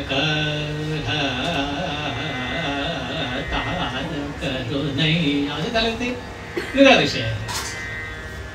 कधीतरी बोलू. तुमच्या वेगवेगळ्या कार्यक्रमांबद्दल आता आपण बोलूया पण सरांनी गाता गाता एक जो मध्येच जो शब्द वापरला तो खरं लक्षात ठेवण्यासारखं आहे की आनंद घेणं म्हणजे कुठलाही कलाकार असेल व तो चित्रकार असेल संगीतकार असेल गायक असेल तबल कोणी असेल म्हणजे हा कलाकार जेव्हा स्वतः आनंद घेतो तेव्हा तो आनंद रसिकांपर्यंत पोहोचू शकतो आणि हे त्यांच्या गायकीतनं आपल्याला जाणवलं. सर तुम्ही वेगळे कार्यक्रम करताय गीतामृत नावाचा एक कार्यक्रम करताय किंवा साधं विद्यार्थ्यांचे करता. आता तुमचा एक नवीन कार्यक्रम आला आहे नाम घेऊ नाम गाऊ असे बरेच कार्यक्रम तुम्ही करता आणि मला एक सांगायला आवडेल की यांच्या बहुतेक कार्यक्रमांचं निवेदन जे करतात ते लेखक कवी आणि उत्कृष्ट निवेदक प्रसाद कुलकर्णी आज आपल्याकडे उपस्थित आहेत तिथे. तर या गीतामृतची संकल्पना काय आणि ती कशी काय तुम्हाला आली की आपण ह्याच्यावरती कार्यक्रम करावा. भगवद्गीतेवरती आधारित तो कार्यक्रम आहे आणि मला असं कळलं त्या कार्यक्रमामध्ये 53 गाणी आहेत आणि ही गाणी नारायण दातारांनी लिहिलेली जी मला वाटतं कॅनडात होतं सध्याने. या व्यक्तीचं मला पुढे जाऊन असं कौतुक कशासाठी वाटलं की या व्यक्तीचं वय 94 आहे नारायण दातारांचं आणि 52 गाणी लिहिल्यानंतर आता वयाच्या 94व्या वर्षी त्यांनी 53वं गाणं लिहिलं. आम्हाला गॅसवर चहाचं आदर ठेवलं तर गॅस लावायला विसरतो आम्ही. ह्या वयात ते गाणं आठवणं सुचणं भगवद्गीतेवरती रचणं एवढं म्हणजे तर मला गीतामृत बद्दल ऐकायला नक्की आवडेल की ही संकल्पना कशी काय तुम्हाला बघ किती अगदी रियालिटी असणार सगळ्यांच्या मनातलं बोलतो मी. काहीतरी म्हणजे बरंच असं मला निर्मिती आवडते करायला. म्हणजे आमचे गाणी म्हणत गाणं सुद्धा निर्मितीच आहे. आपण ज्यावेळी एखादा ख्याल मांडतो शास्त्रीय संगीताचा आपण आता बघतोय तर त्याच्यामुळे तुम्ही एखादं कॉन्सेप्ट मांडता एखादा राग तुमचा बेस असतो त्याला आणखीन सपोर्ट करायला बंदिश असते. हे सगळे 4-5 मटेरियल आयटम्स एकत्र घेऊन आपण त्याचं हळूहळू चित्र कसं तुम्ही हे करता इलेब्रेट करता तसं एक एक एक त्याचं एक कल्पनाचित्र तयार होतं. म्हणजे कल्पना आली ना ते ह्या उरलेल्या वेळात तर मग आम्ही दुसऱ्या कल्पना करतो. म्हणजे एखादं गाणं त्या गाण्याला चाल लावणं म्हणून आणि काहीतरी करतो तर त्याच्यातून लाईट म्युझिक आपलं. पण माझं ना सगळं थोडं ॲक्सिडेंटली झालेलं आहे ते. म्हणजे मी रेडिओला जेव्हा ऑडिशन पास झालो तेव्हा सुगम संगीताला पास झालो. त्याच्यानंतर क्लासिकलच्या अगोदर सुगम संगीत 2 वर्ष वाचले. तर ते तिथे काय असतं ते कॉन्ट्रॅक्ट असतं की 3 महिने तुम्हाला गायला आणि ते कंपल्सरी गायला लागतं. आता मी क्लासिकल गाव माझं आवड मुळात मी काय लाईट असं एवढा वेळ बसून गाऊच शकत नाही खरं म्हणजे. तर ते आल्यानंतर तुम्हाला गायचं येते 3 महिने तर ते 2 भावगीतं आणि अभंग अशा प्रकारचे तिथे कंपल्सरी गायला लागतं. आता परत दुसरीकडे पण शिकायला जाणार जाऊ शकत होतो आपण पण ते पेशंटकडे म्हणजे जायचं तर ते चांगलं येणं आणि त्यात पण थोडासा आळस आहे तर त्याच्यामुळे स्वतःच कंपोज करून गायचं असं एक माझं ते. आणि मला कंपोजिशन मी काय चाली लावले तर लोकांना आवडतात त्याची मी जजमेंट घेतो पहिल्यांदा आधी गाऊन बघतो की बाबा तुम्हाला आवडतं की नाही आणि मग तर असं मी चाली लावत गेलं. तर काय त्यात म्हणजे ते कंपल्सरी झालं की 2 भाव घेतं आणि ते वर्षातून 2-3 वेळा ते गायला लागायचं. मग असं करता करता माझ्याकडे सगळी गाणी जमली गाणी बरोबर शेकडो गाणी झाली माझ्याकडे चाली लावून असं. आणि माझी एक सवय आहे की मग मी जे काही बनवेन ते परफेक्ट असतं म्हणजे मलाच आवडत नाही मीच गाऊ शकणार नाही ना. त्याच्यामुळे जी चाल असते ती चांगलीच असते तीच ठेवतो मी म्हणजे होतेच काय केली माहिती नाही. पण अशी करून ते माझ्याकडे स्टॉक आहे. आता एवढी गाणी झाल्यानंतर मग कल्पना आली आणि हे सगळं आमच्या बालपणीचेच गुण आहेत खरं म्हणजे आम्ही काहीतरी उद्योग करत राहायचो तसा हा एक उद्योग त्याला आपण एक कार्यक्रम उभा करूया मग त्याच्यातून काय काय वेगळं होतं काही तुम्ही आता वाचलं मला वाटतं साधा निसर्ग म्हणून एक छोट्या मुलांसाठी एक कार्यक्रम उभा केला होता. त्याच्यामुळे बरेच प्रयोग क्लिक केले आणि मुलं असायची छोटी एवढी छोटी छोटी मुलं म्हणजे आता हे सगळे तुम्हाला काही मोठे लोक दिसतात तुम्ही नाव घेत नाही ते आमच्याकडे छान हां छोटे होते आणि ते शंपणांची मुलगी त्यांनी घ्यावं तर ही आहे काय तिचं नाव शंपाण भाग्यश्री शंपाण तर ती काम करते ना आता तर तशी मुलं म्हणजे ती आमच्याकडे खूप आमच्या केदार पण छान गायचं त्यावेळी आणि आम्ही ते सगळं करायचं. तो एक्सपिरियन्स वेगळा होता ते कळते नंतर गप्पा मारू. पण ते खूप आहे ना आम्ही प्रत्येक जे काय कार्यक्रम उभे केले किंवा जे काय निर्मिती केली त्याचा पूर्ण एन्जॉय केलं. म्हणजे आता आपण म्हणतो ना श्रीखंड खाल्ला आता बरं वाटतं असं हे सगळं गाणं तो कार्यक्रम टोटली एन्जॉय करायचा ह्या दृष्टीने आम्ही ते सगळं केलं. त्याच्यातून तो एक झाला. त्याच्यानंतर त्याच्यात लहान मुलांची गाणी ती आम्ही रेकॉर्डेड गाणी आणि काही बरीचशी माझी काही कंपोजिशन्स त्याच्यामध्ये टाकली होती. म्हणजे ही मगाशी जमलेली सांगतोय ना त्याच्यातली. त्यांना आणि एक अशी जनांचे कुलकर्णी आहेत तर त्यांनी ते स्क्रिप्ट लिहिलं होतं साधं विधा त्या त्याचे पण आम्ही कार्यक्रम केला. ते सुद्धा सगळी आमची नवीन गाणी म्हणजे कुठचंही रेकॉर्डेड किंवा असं कुठचं गाणं कॉपी केलेलं नाही. तर त्याच्यामध्ये काही त्या निमित्ताने परत वेगवेगळ्या तालातेमध्ये कारण एखादा कार्यक्रम ज्यावेळी आपण सेट करतो त्या लोकांच्या समोर जाण्यासाठी थोडं त्याच्यात विविधता असली पाहिजे. थोडं म्हणजे लोकांना ते 1-2.5 तास सहन झालं पाहिजे ना नवीन गाणी. त्या दृष्टीने सगळे प्रयोग आम्ही करत ते प्रोग्राम सेट केले तो एक कार्यक्रम. आणि त्याच्यानंतर मग गीतगीतामृत ही पण अशीच सगळं. गीतगीतांची स्टोरी जरा अशी मोठी आहे पण थोडक्यात करून सांगण्याचा प्रयत्न करतो. गीतगीतामृत हे काय आहे ना मी नानाजी देसाई तुम्हाला माहिती आहे आपली गीता येते ना देसाई तर त्याची वडील आजोबा तर त्यांची माझी ओळख झाली होती म्हणजे आणि आमचं खूप एकदम फारच एकदम असं जमून आलं होतं ते काय माझे मित्र नाहीत कारण ते एवढे मोठे वयाने आणि पण मी गेलो ना तर ते मित्रासारखेच असायचं त्यांचं. आणि मी ऑडिशन पहिलं रेडिओला जेव्हा द्यायला गेलो ना तेव्हा मला तानपुरा शोधायचो आम्ही. तानपुरा कोणाकडे आहे तर नानाकडे तानपुरा आहे असं माझे क्रिएटर होतात त्याच्यामध्ये अभिनवमध्ये. तर ते मला म्हणाले जर असे ते नानाजी देसाई म्हणून आहेत ते त्यांच्याकडे तानपुरामध्ये कधीतरी आम्हाला ऐकू येतो तर ते त्यांचे मित्र होते तर त्यांच्याकडे तानपुरा आहे म्हणून जाऊया म्हटलं आपण. आम्ही त्यांच्याकडे भेटायला गेलो आणि तिथं आम्ही तानपुराच्या अट्रॅक्शनमध्ये त्यांची ओळख झाली. आणि मग ते मला ते अगदी खूपच हे करायची. मग आम्ही यशवंतरावांकडे वगैरे गेलो मग ते सगळ्या गोष्टी पुढच्या सगळ्या मग ऑडिशनच्या दृष्टीने सगळ्या गाणी तयार करायला घेतली तानपुरावर गाणी म्हणजे ते वेगळा विषय होता सगळा.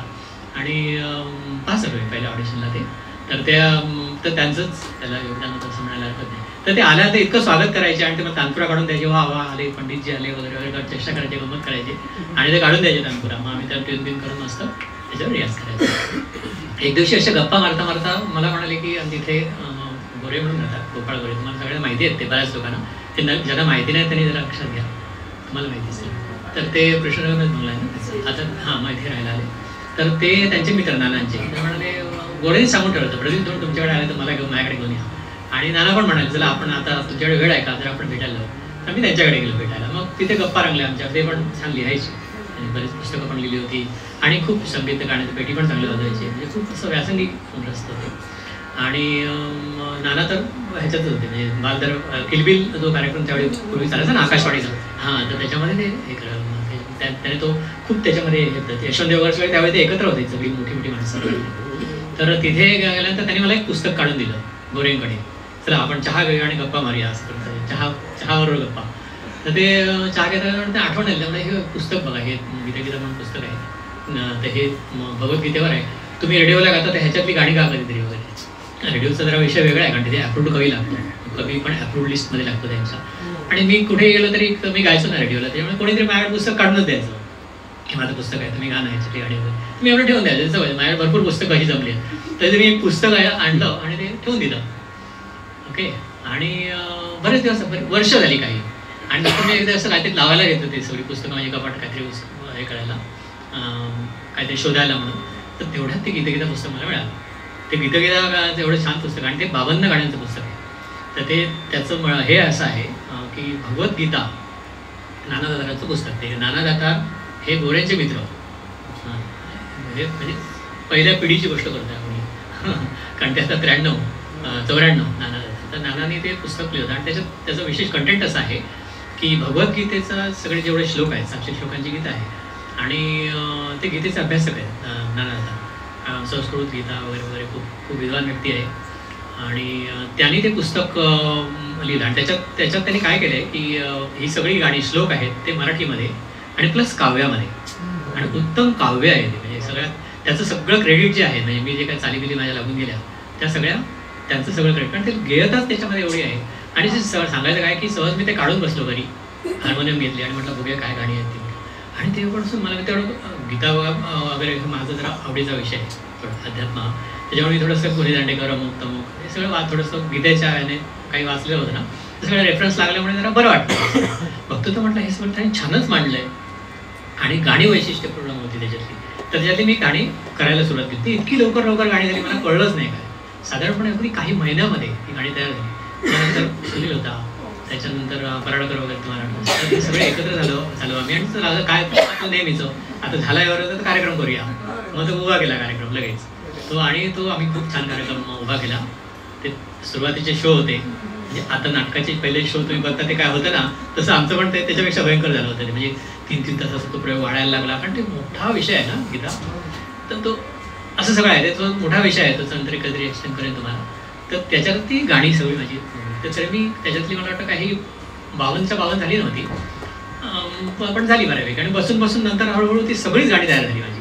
म्हणजे 52 गाणी खाली लावून तयार झाली आणि नंतर मग आम्ही त्याचे कार्यक्रम केले. बरेच कार्यक्रम केले. आता उद्या नानांचा हे आहे 94वा वाढदिवस आहे तर आम्ही तो पुण्यात हा कार्यक्रम करतोय. तर आत्ता म्हणजे त्यांच्या उपस्थितीतच थोडं त्यांचा एक सन्मान वगैरे अशा पद्धतीने आणि हा कार्यक्रम आता होतोय तिथे. तर त्या तर तो जवळजवळ 29वा कार्यक्रम आहे आता आमचा. नाही नाशिकला ते वेगळं क्लासिकल मैफल ते वेगळं होतं म्हणजे माझं प्रायव्हेट. तर हे अशी तर त्याच्यानंतर मग माझा एक दूरदर्शनचा चान्स आला. तर दूरदर्शनमध्ये पण आम्ही गाणी केली त्याच्यातली काही गाणी जवळजवळ निम्मे गाणी त्याच्यातली म्हणजे मला वाटतं 25-26 गाणी आम्ही केली. आणि मग थोडंसं काही प्रॉब्लेम आले आणि मग मुकेश शर्मा वगैरे होते ना तिथे डायरेक्टर त्यांचे त्यांचे ट्रान्सफर वगैरे झाले आणि ते बंद झालं. तर अशा प्रकारे हा गीता कार्यक्रम आमचा तयार झाला आणि तो लोकांचं म्हणाला आम्हाला तो खूप आवडतं. माझं पहिली आवडती आहे म्हणजे क्लासिकल नंतर लाईट मला आवडत असेल तर ते आणि त्याचा आनंद खूप घेता येतो. दोन्ही दृष्टीने आहे ते आध्यात्मिक आनंद आणि सांगीतिक आनंद. तर स्वतःची कंपोजिशन्स असतात म्हणजे स्वतःची कंपोजिशन गाण्यामध्ये मजा असते एक प्रकारची कारण चुकलं तर टेन्शन नसतं. माझं आहे त्याच्यामुळे काय हां तर ते कटसी असते. तुमच्या चुका कोण काढणार नाही का. हे पण पंडित यशवंत देवानं जेव्हा विचारलं होतं की तुम्ही इतक्या सुंदर चाली कशा काय लावता तर त्यांनी खूप छान उत्तर दिलं होतं. त्यांना विचारलं तुम्ही इतक्या सुंदर चाली कशा काय लावतात त्या पंडित यशवंत देव म्हणाले नाहीतर लोक मला वाईट चालीचा म्हणतील. पण त्यावेळेला त्यांनी असं एक वाक्य म्हटलं होतं की काही काही गीतं जी असतात ही चाल घेऊनच येतात म्हणजे त्यासाठी फार कष्ट करावे लागत नाही. ते गीत आपण समोर जेव्हा बघतो त्या गीतांमध्ये ती चाल दडलेली असते आणि मला वाटतं गीतांच्या प्रत्येक गीतांमध्ये तुम्हाला तशी जी चाल सापडली असेल म्हणून तुम्ही म्हणाल की ती गाणी सहज बसत गेली. 52 गाणी बसवणं संगीतबद्ध करणं हे काही खायचं काम नाही आणि ती इतक्या सहजतेने जर बसत असतील तर ती गीता पण तितकीच दर्जेदार असायला पाहिजे. तर गीतामृतची एखादी झलक आम्हाला नक्कीच ऐकायला आवडेल. एखादं कुठलंही 52 मधलं तुमचं जे एखादी झलक एखादं कळवं.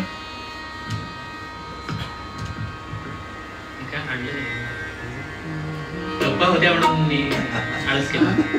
गप्पांचा कार्यक्रम असल्यामुळे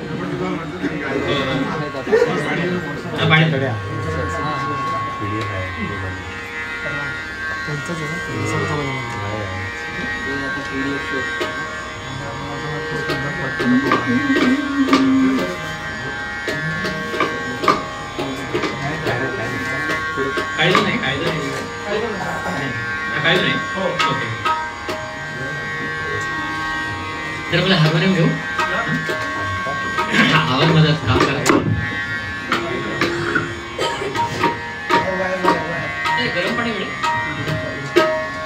गरम पाणी मिळेल का जरा आणि गरम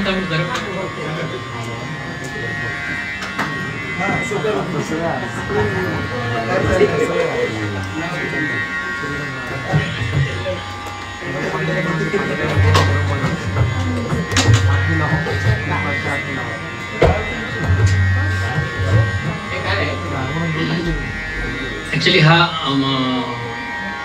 मोठा विषय आहे. म्हणजे हा हे पण आहे म्हणजे गीता ही तशी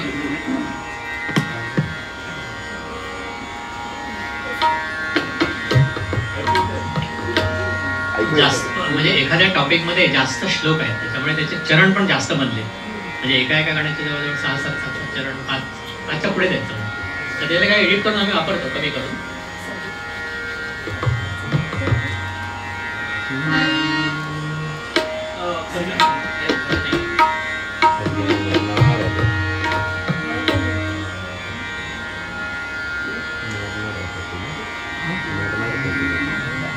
मनाच्या एकाग्रतेचा एक विषय आहे गीतेमध्ये. छान आहे. तर त्याच्यासाठी योगिक क्रिया कशा असतात त्याचं एक एक्सप्लेनेशन आहे आणि ते एका गाण्यात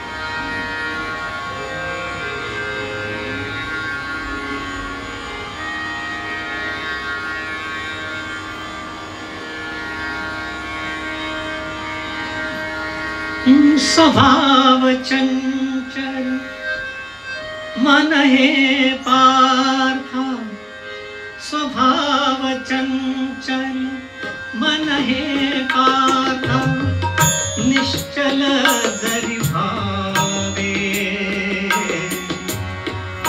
योगाभ्यासी नित्य असावे.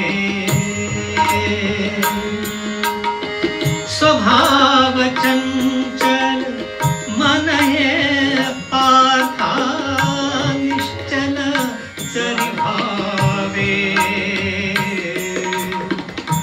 योगाभ्यासी नित्य असावे.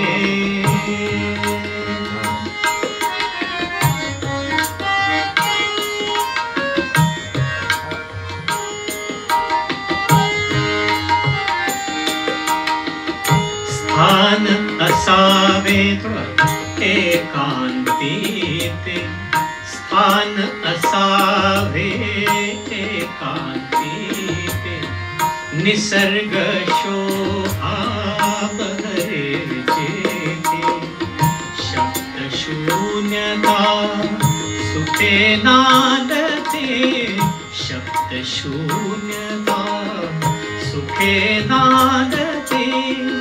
पवित्र ऐशा स्थळी साधके आसन मांडावे,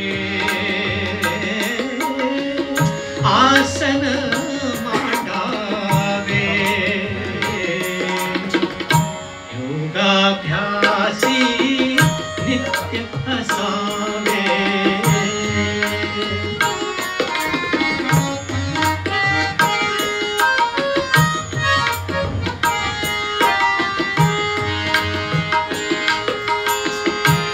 आसन कसं असावं ते श्रीकृष्णाने सांगितलंय अर्जुनाला.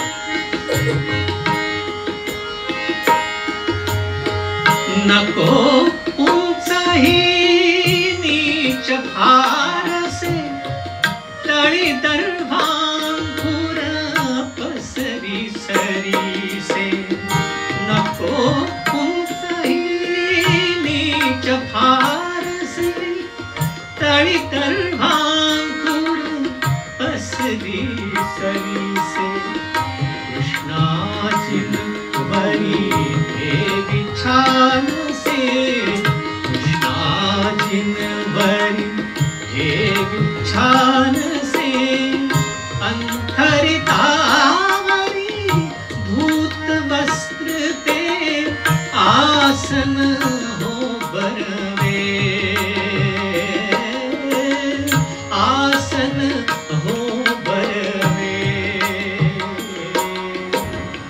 योगाभ्यासी नित्य असावे.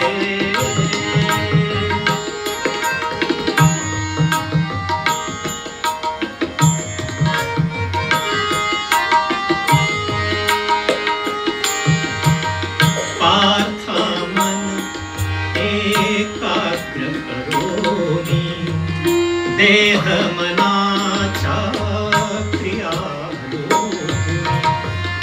इथे बसावे अढळ आसनी, आणि आपुल्या शुद्धीसाठी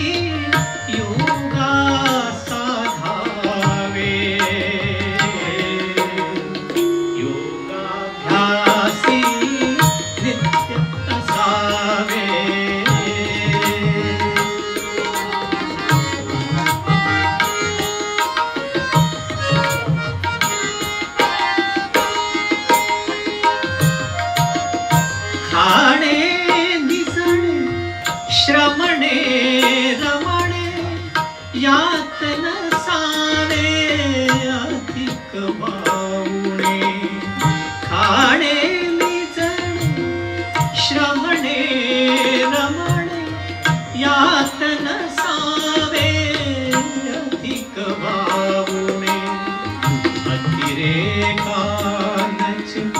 आराधेने अतिरेकानच आराधेने जीवनी ज्याच्या परिमितता तो योगे सुख पावे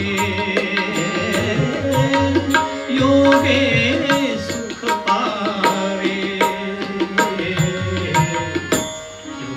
योगाभ्यासी नित्य असावे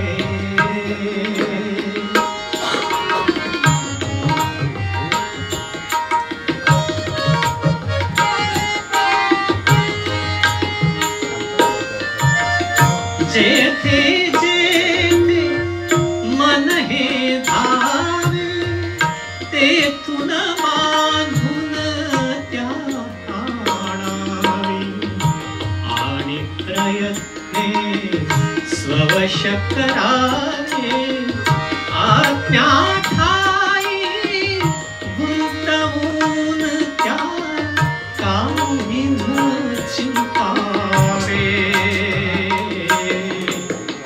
योगाभ्यासी नित्य असावे स्वभाव चंचल मन हे पार्था निश्चल जरी भावे योगाभ्यासी नित्य असावे नित्य असावे नित्य असावे क्या बात आहे, क्या बात आहे. त्याच्यामध्ये शब्द जास्त आहे आणि हा कसा विषय आहे ना की शब्दप्रधान आहे, स्वरप्रधान तर आहे, पण त्याच्यामध्ये जे शब्दांचं म्हणजे एक गोष्ट लक्षात आली असेल नवीन शिकणारे लोक वगैरे किंवा की हे सुद्धा आपण ज्यावेळी आपण गातो लाईट म्युझिक त्यावेळी इथे आवाजाचं मॉड्युलेशन शब्दांसाठी म्हणजे हेच पण क्लासिकलमध्ये करता येत नाही. म्हणजे क्लासिकलमध्ये जी आवश्यकता पण नसते, सुरांचं गाणं असल्यामुळे फक्त तेवढंच आपण विचार करतो. इथे काय तुम्हाला शब्द पोचवायचे आहेत, मग तुम्हाला आवाज कमी करणं मोठा करणं शब्दावर जोर देणं तालामध्ये काही म्हणजे लईच्या अंगाने शब्द समजावणं हा जो सगळा प्रकार आहे तो त्याच्यामध्ये कंपोजिशनचा विषय आहे आता, पण तो सहज विषयाला म्हणून सांगितलं. पण छान, नक्की तुम्ही गीतामृत बद्दल आमचं कुतूहल वाढवलंय. आणि मी प्रसाद कुलकर्णींना म्हटलं की जेव्हा कधी मुंबईत कार्यक्रम असेल तेव्हा मला नक्की सांगा, मी नक्की कार्यक्रमाला येईन. अनेकांच्या मनात काही प्रश्न असतील, पण जाता आता दोन प्रश्न मला एक की अलीकडे रियालिटी शो सुरू झाल्यापासून क्लासिकल संगीताचे क्लासेस हे फास्ट फूड सेंटर सारखे झालेले आहेत. तर त्याविषयी तुमचं काय मत आहे? कारण मुलाला घालताना तो अमुक ठिकाणी त्याने भाग घेतलाय, त्याला तयार करा, तसेच विद्यार्थी तुमच्याकडे येत असतील. असा विद्यार्थी इथं आत्ता बसला तर तो नक्की त्याचा विचार बदलणार, कारण हे असं असतं का म्हणून नाही बदलणार. कारण काय असतं की थोडा कॉन्ट्रोवर्शियल विषय आहे तो, पण झालंय आता असं काय करणार आहे. पण ते तसं शक्य पण नसतं. म्हणजे काय असतं ना की तुम्हाला आपल्याला असं पटकन एखादी गोष्ट येईल असं वाटतं, तर ते तसं नाही आहे. आणि हे सुद्धा समजून सांगून कळणारच नाही. मला असं वाटतं की ती व्यक्ती त्या ठिकाणी गेली पाहिजे. तुम्ही क्लासिकल शिकायला सुरुवात करा.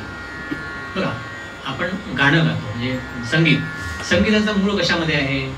शास्त्रीय संगीतामध्ये आहे, बरोबर ना? शास्त्रीय म्हणजे कसं तुम्हाला लँग्वेज भाषा आहे, भाषा शिकायची. मला मराठी लिहायला शिकायचं आहे, मूळ कशात आहे?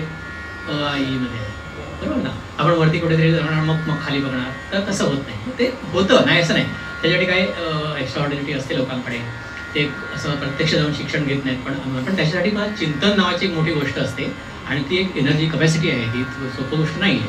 म्हणजे आता उदाहरण कोणते म्हणाले किशोर कुमार मग शिकलेच नाहीत, मग गाणं कुठेतरी वाचलेलं असतं, तसं नाही आहे ते. तर त्या चिंतनाचा एक भाग आहे. आणि तुम्ही अशा प्रकारे ज्यांना असं वाटतं की चटपटीत काही पटकन करावं आणि पटकन काहीतरी मिळेल सगळ्या गोष्टीमध्ये, म्हणजे वादनामध्ये म्हणा, गायनामध्ये म्हणा, तर त्याच्यासाठी त्याने फक्त सुरुवात करावी. म्हणजे त्यांना कुठे ते म्हणजे आपल्यासारख्या लोकांचं जे काही करू इच्छितात त्यांचं हे काम हेच आहे की त्यांना डायव्हर्ट करून त्यांना फक्त त्या मार्गावर तिथे आणून त्याला तिथे सोडलं पाहिजे. थोडं कठीण आहे ते, पण त्यांनी शिकायला सुरुवात केली ना की त्यांना आपोआपच कळायला लागतं. म्हणजे माझ्याकडे मला असा अनुभव आहे की माझ्याकडे खूप लाईट गाणारी लोक आहेत, म्हणजे छान गातात बाहेर, असं छान छान गाणी वगैरे गातात, आणि शिकायला आल्यानंतर मग त्यांना कॉन्फिडन्स असतो, ओव्हर कॉन्फिडन्स असतो असावा, काय हरकत नाही. पण त्यांना असं वाटत असतं की काय प्रॉब्लेमच नाही आहे, हे काय इझी आहे, ह्याला काय प्रॉब्लेम नाही असं. पण ते शिकायला सुरुवात केल्यानंतर ते अंतर्मुख होतात, मग त्यांना आणि ते विचार करायला लागतात. अर्थात ते पण विचार करायला प्रवृत्त करण्याची सुद्धा गाईडकडे कॅपॅसिटी पाहिजे, कारण त्याला डायव्हर्ट करून परत तिथे आणायचं. तर माझ्याकडे मला अनुभव आहे की काही म्हणून नाही ते घाबरतात नंतर गायला. हां, म्हणजे लाईट फोक किंवा तुमचं हे कराओके आजकाल निघाले, ते म्हणे हां, आणि मला काय तुमच्याकडे त्या सर मी हल्ली गातच नाही, सोडूनच दिलं म्हणजे काय कारण, काय गात नाही म्हणजे काय त्याचं वेगळं कारण दुसरं नसतं की त्यांना हे त्यांना ते समोर प्रॅक्टिकली ते जाणवलेलं असतं की आम्ही चुकीचं करतोय, म्हणजे आणि ते करण्यासाठी आम्हाला काहीतरी केलं पाहिजे, कळलं का. मग ते निगेटिव्ह नसतात, त्यांना असं वाटतं की आम्हाला काहीतरी केलं पाहिजे, म्हणजे मी त्याला शास्त्रीय 2-3 वर्ष चांगलं शिकणं आणि मग लाईट नाही. तर हा विषय आहे. आता हा असा विषय असल्यामुळे जे कोण काय करतायत त्यांच्यासाठी आपण काहीच करू शकत नाही. ते तुमचा प्रश्न काय होता? बरोबर आहे ना माझं उत्तर? अलीकडे फास्ट फूड सेंटर कसं नाही, तुम्हाला तो अनुभव नाही करू नये, म्हणजे माझं असतील की आम्हाला 4 महिन्यात तयार करा, 6 महिन्यात तयार करा. नाही, मला असं कोण सांगत नाही, नशीब चांगलं आहे. म्हणजे काय कोण जाणे माझ्या अवताराकडे कोण वाटत असतो हा माणूस काय ऐकून घेणार नाही, त्याच्यामुळे कोणीतरी आले तर माझ्याकडे कोणी आलो तर आमच्या वेळेला गप्पाच होतात किंवा काय कसं त्याच्याकडे लक्ष द्यायचं, हा काय ऐकणार नाही, त्याच्यामुळे असेल. पण नाही तसं म्हणजे, आणि फास्ट फूड हा विषयच नाही आहे, कुठच्याच कलेमध्ये नाही ना. तुम्ही बघून चित्र काढा, म्हणजे किती सुंदर चित्र काढा, पण तुम्हाला लिमिटेशन्स येतात. कुठेतरी तुम्हाला काही कल्पनेने मांडायचं असेल तर मग तुमचा हात चालत नाही, मग तुम्हाला तुझ्याला विचारायला लागतं, तिच्याला विचारायला लागतं वगैरे वगैरे. त्याच्यामुळे त्याला एक ते प्रोसेसमधूनच जाणं हे योग्य आहे. बरं, आपण हे इतर गोष्टीमध्ये करतो ना, आता मेडिकल असेल किंवा इतर काही विषय असेल, इकॉनॉमिक्स असेल, एखाद्याला CA करायचं, तो प्रोसेसमध्ये जातो ना, तो असं नाही करत की ते काय असं रिॲलिटी शो सारखं, बरोबर ना. हां, तर त्याच्यामुळे त्याला लागून मग माझा पुढचा प्रश्न असा आहे की ते बरीच गायन हातवर केले बऱ्याच जणांनी, तुमच्यासारखं पूर्णपणे ह्याच्यातच करिअर करायचं आहे असं जर कोणी मनाशी ठरवलं असेल तर त्यांना तुमचा काय संदेश असेल? आवड उत्पन्न करा, भरपूर आवड. मला कसं अळवावरचं पाणी आहे म्हणून विचारलं. नाही, मुळात कसं बघा, एक थोडासा विषय कसा आहे की रियाज करायला वेळ मिळत नाही असं म्हणतो. हा छोटासा एक विषय घेऊया, रियाज करायला मला वेळ मिळत नाही. तर रियाज करायला वेळ मिळत नाही, मी असं म्हणतो की ते असं सुरुवातीला सांगतात नाही सर प्रॅक्टिसच नाही म्हणून मी येतच आले नाही क्लासला वगैरे वगैरे काहीतरी चालू असतं. पण तुम्हाला रियाज कशाचा करायचा तो कळला पाहिजे, बरोबर ना. त्याच्यासाठी काहीतरी मॉडेल तुमच्यासमोर पाहिजे. अगदी तुम्ही तेच पकडा ना, कुठचं तरी पिक्चरचं गाणं आहे ताना वगैरे असलेलं, किंवा ते जुनं कुठचं तरी गाणं जे गायला कठीण आहे, ते तुम्ही गायला घ्या. गायला घेतल्यानंतर भरपूर ऐकल्यानंतर मग तुमच्या लक्षात येईल की बा हे काय आपल्या अमुक ह्या गोष्टी कळतून जात नाही, तोपर्यंत इकडे क्लासिकल चालू असेल तर असं म्हणतात. तर ह्या सगळ्या गोष्टी तुम्हाला ती विजन आली ना की मग तुम्ही ठरवता की आपण हे करिअर करू शकतो की नाही करू शकतो, बरोबर ना. लक्षात आहे का? मला सांगायचं काहीतरी वेगळं आहे, मला ते जमत नाही. हां, तर गाण्यामध्ये करिअर करण्यासाठी आपल्याला थोडा विचार करण्याची पण गरज आहे, कोणाचं गाईड पण घ्यायची गरज आहे, पण स्वतःला पण कळू शकतं की मी आणि तुम्हाला करायचं आहे असं एकदा 100% ठरलं ना की मग तुमचं सगळं काही आपोआपच तुम्हाला मार्ग मिळत जातात, किंवा तुम्हाला परिस्थिती मिळत जाते, किंवा तुम्हाला गाईड मिळत जातो. आणि त्याबरोबर तुम्ही जर योग्य प्रकारे त्याला फॉलो केलं आणि काय म्हणतात त्याला श्रद्धा फार महत्त्वाचा विषय, तर तो त्याने केलं तर तुम्हाला खूप पुढे जाता येतं, असं काय नाही. आणि पुढे जाणं म्हणजे तरी काय, मी काय पुढे गेलेलो नाही, तुम्ही काहीतरी मगापासून चाललंय, मला काय नाही, मला थोडं एवढंच गाता येतं, पण माझं समाधान खूप मोठं आहे. म्हणजे मला असं वाटतं की मी ते गाणी गायला लागलो, मला सगळं विचारायला होतं, किंवा माझं ते एखादं कंपोजिशन मी गायला लागलो तर मला बरं वाटतं, छान एखाद्या मागाशी मी मारवा गात होतो, ठीक आहे आता वेळ कमी आहे म्हणून बसलोच गात तासभर, तर त्याचं समाधान वेगळं असतं. तुम्ही ते केलं तर त्याचं तुम्हाला चांगलं समाधान मिळतं असं. खूप छान सर. इतरांना विचारायचे माझ्या मनात जो एक प्रश्न मगाचपासून आहे, अर्थात तो थोडासा पर्सनल आहे, वैयक्तिक आहे, तुम्ही उत्तर द्यावं असा माझा आग्रह नाही आहे. पण तुमच्या सांगीतिक कारकिर्दीबद्दल बोलल्यानंतर थोडंसं तुमच्या पर्सनल म्हणजे कौटुंबिक याच्याबद्दल, सरांचा मुलगाही संगीत विशारद आहे. मला सांगायला आवडेल की त्यानेही सरांचा वारसा पुढे चालवत, तो आता फॉरेनमध्ये आहे पण तो संगीत विशारद आहे. मला प्रश्न असा की अलीकडेच मी कुर्ला टू इंदूरला हा सिनेमा बघितला, ज्यांनी तो बघितला असेल ते हा प्रश्न रिलेट करू शकतील. तुम्ही कोकणात होतात, कुडाळला काहीतरी पिंगळी कसं काहीतरी ना, तिथे तुम्ही होतात. एका कंपनीत तुम्ही चांगल्या नोकरीला होतात, काही कारणास्तव ती कंपनी समजा बंद पडली आणि मग तुम्ही मुंबईला आलात 1991 साली आणि मुंबईत स्थायिक झालात आणि त्यावेळेला तुम्ही पूर्णपणे याच क्षेत्रात करिअर करायचं ठरवलं है ना. तेव्हा तुमचं लग्न झालेलं नव्हतं, लग्नानंतर झालं मला वाटतं नाही. मग त्यावेळेला तुम्हाला लग्न जुळवताना काही अडचणी आल्या का, की बाबा स्थिरस्थावर आर्थिक स्थैर्य असलेला माणूस पाहिजे बाबा, हा पूर्णपणे संगीत लावून घेतलेला, पोटापाण्याचं काय वगैरे असं कधी आलं का? हे गृहीतच राहायला हरकत नाही ना, असं लग्न करणार म्हणून विचारणारच किंवा तुम्हाला काय तुम्ही नोकरी कुठे करता का, पर्सनल आग्रह नाही. पण आता उत्तरच फिक्स आहे ना, नाही मला गाणंच करायचं आहे, विषय संपला. ज्याला गाणं ऍक्सेप्ट आहे गोष्ट त्यांनी यावं पुढे असं. त्याच्यामुळे त्या कंडिशनवरच सुपारी फोडली गेली असं. कसं असतं, मी हेच विचारलं की नाही कारण मी त्यांना विचारलं की त्यांनाही म्हणजे मॅडमनाही गाण्याची आवड आहे का, तर ते म्हणाले आता ऐकून त्यांना आता आवड निर्माण झाली. कधी कधी हे तुम्ही म्हटलं ना, हा ते गमतीदार विषय बघा, गाण्याची आवड निर्माण म्हणजे आता तिला समजा गाण्याची आवड निर्माण झाली तर उद्या ती खूपच निर्माण झाली तर मग ती करू शकते की मला गाण्यामध्येच करायचं आहे असं म्हणू शकते ना. मग अशी म्हटलं ना की गाण्याच्या करिअर करण्यासाठीचा विषय आलेला. मी हे विचारायचं कारण असं की समजा दोघे एकाच क्षेत्रात असतील, बरेचदा असं असतं ना, तर तिथे मैथिली बरोबर असेही सूर जुळतात नाही असं नाही, पण तुमच्या बाबतीत तसं नाही झालं म्हणून मला विचारावंसं वाटलं. हरकत नाही. मी समोर माईक देण्याच्या आधी म्हणजे तुमच्या मनात जर काही प्रश्न असतील तर ते विचारण्याच्या आधी मला वाटतं जरी कुटुंबातलेच असले तरी दोघांचं कौतुक नक्कीच करायला पाहिजे. अथर्व कार्लेकरचं आणि स्वानंद दातारचं, की त्यांनी खूप छान साथ दिली. सर काय गाणार आहे त्याची त्यांना कल्पना नव्हती, पण त्यांनी अप्रतिम साथ दिली आणि कार्यक्रमाची रंगत थोडी वाढवली. तेव्हा त्यांचंही अभिनंदन आणि आभार. आता कोणाला जर काही प्रश्न विचारायचे असतील तर व्यासपीठ तुमच्यासाठी मोकळा आहे. अगदी सोपं करून एक तरी वाक्य म्हणजे ते कठीण ट्रेन मध्ये मी घुसायचो. आज आमच्या इकडचे IT विद्यार्थी मला वाटतं आहेत करणारे वाटत नाही काय अजून गर्दीत कोण अथर्व शशांक आणि पुढे गेला तर मला गाडी घोडे शूटर दिलं हाच प्रकार मी अगदी ते स्वभाव म्हणजे आणि ट्रेनमध्ये शिवायचं आणि पुढे पोहोचायचं एका वाक्यात काही संपलं. त्यांचं गाणं पण बघितलं, मारवा राग गाणाऱ्यांना सांगत नाही पण आणि सतार वादकांना पण सांगत नाही, पण तबला वादकांना तो आमच्या 7:30-8:30 पात्राप्रमाणे येतो. तो तसा कठीण आहे पण सहज तिकडे सुरातल्या सगळ्यांचा अजय हा जो आर्टिस्टचा खूप मोठेपणा असतो.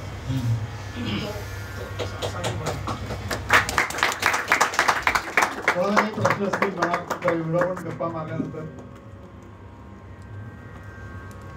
रियाज हा जो महत्वाचा फॅक्टर आहे सगळीकडे त्या कलाक्षेत्रामध्ये रियाज, प्रत्येक जण सांगतात की वेगवेगळ्या प्रत्येकाची एक रियाजाची स्टाईल एक सांगतात प्रत्येक जण. तुम्ही काय सांगाल रियाजाबाबत, कशा पद्धतीने आपल्या गाण्याचा रियाज असावा, किंवा आता म्हणाले कामत सारखे फास्ट फूड आहे सारखं सगळं पी हळद हो बरी सारखं असतं सगळं, तर क्विक रियाज किंवा काय असतं तुमच्या दृष्टीने असतो का? माझा प्रश्न असा आहे की तुम्ही रियाज का करणार हे माझं वैयक्तिक विचार आहे सगळे वैयक्तिकच हा माझा म्हणजे माझे मी काय मला वाटतं ते की रियाज आपण का करणार. आपण बघा ना, आपण एखादा राग गायचा असेल तर आपण असं ठरवतो की मला हा राग कसा गायचा, मग आपण दुसरी स्टेप काय आहे की आपण तो राग गायला घेतो. गायला घेतल्यानंतर म्हणजे आपलं चिंतन आणि आपला अभ्यास प्रामाणिक असला पाहिजे. अर्थात नंतरच्या गोष्टी आहेत सगळ्या. एक स्टेप अगोदर आहे की तुम्हाला समजा एखादी तान समजा तुम्ही घेतली तर तुम्हाला आवडली, समजा एखादी उत्तम तान आहे छान, तर ते तुम्ही गायला घेतल्यानंतर तुम्ही गाणार. सारी गोष्ट आहे, गाणं हे एक आर्ट आहे, कला आहे, आतून बाहेर येणारी गोष्ट आहे. त्याच्यामुळे तुम्ही ते गायला जाणार. म्हणजे उदाहरणार्थ ते वसंत देशपांडेंचं गाणं असेल तर आपण गातो ना, हे करायला जातो ना आपण, मग ते करायला जाणार. तुम्हाला ज्यावेळी दृष्टी येते, दृष्टी तुम्हाला गाईड करूनच मिळते, टीचरकडून गुरुकडूनच मिळते. ती आल्यानंतर तुम्ही विचार करायला लागता की ही तान माझी आली नाही, बरोबर ना. आता मग ही आली नाही म्हटलं तर पुढचा मुद्दा आला की काय येत नाहीये. मग तो आपल्या गुरुला विचारेल किंवा मला हे काय येत नाही. मग तो सांगेल की तू आता घे असं असेल समजा, तर मग ह्याच्यात स्वर कोणते आहेत, तर हे त्याच्या जरा स्लो कर. एखादा गुरु सांगेल, दुसऱ्या प्रत्येक आपापल्या स्टाईलने सांगणार. मी सांगेन की ते स्लो करा आणि त्याला कुठं घे असं म्हणत राहा वगैरे वगैरे. ओके, आता ह्याचं ते टार्गेट ठरलं ना, त्या माणसाचं ते टार्गेट ठरलं. तसं जरा विस्तृत उत्तर झालं, पण थोडक्यात सांगायचं म्हणजे रियाजाचं तुम्हाला तुमच्या आवाजाचं जज करा की माझा आवाज काय होतं आहे. म्हणजे खर्चात जाणार समजा एखाद्याचा आवाज असेल तर विनाकारण खर्चात करण्याची काय जरूर नाही आहे.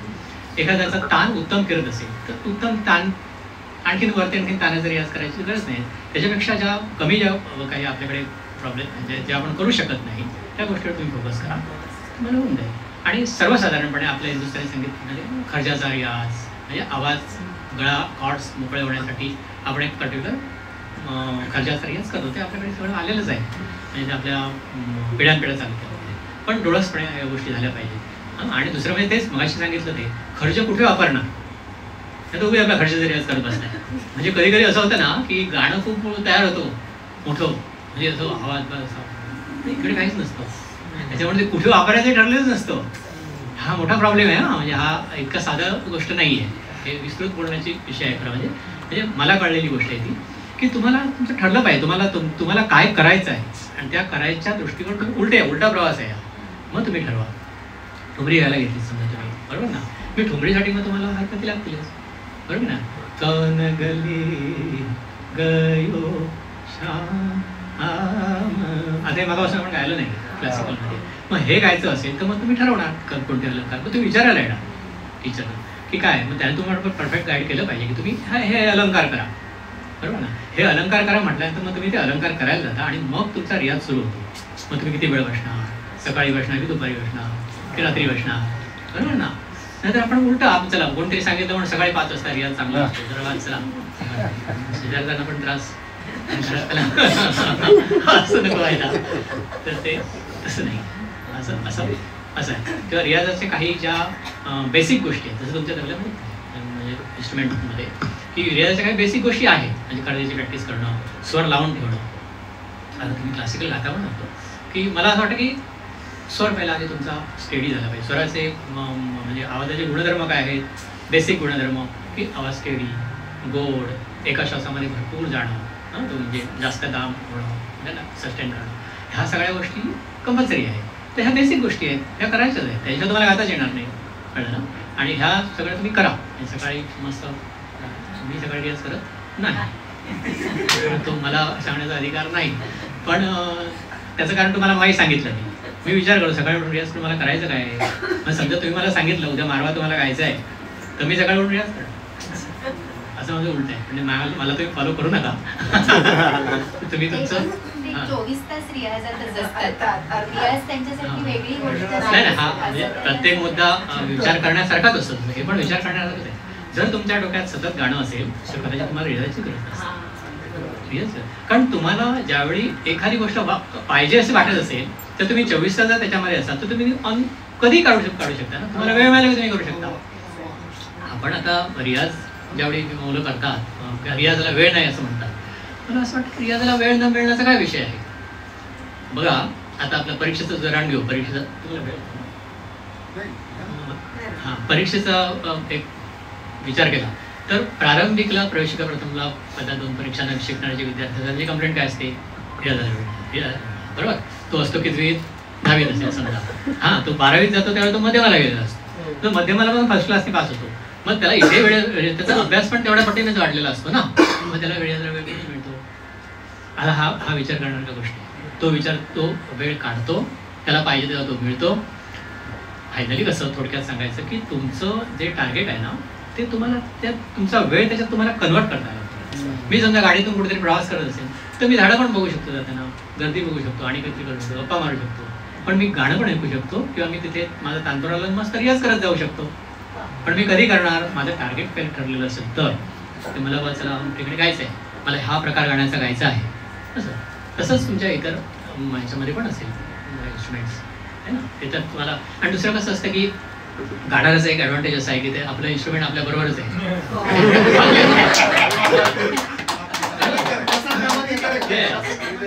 कंप्लेंट करायचा विषयच नाही.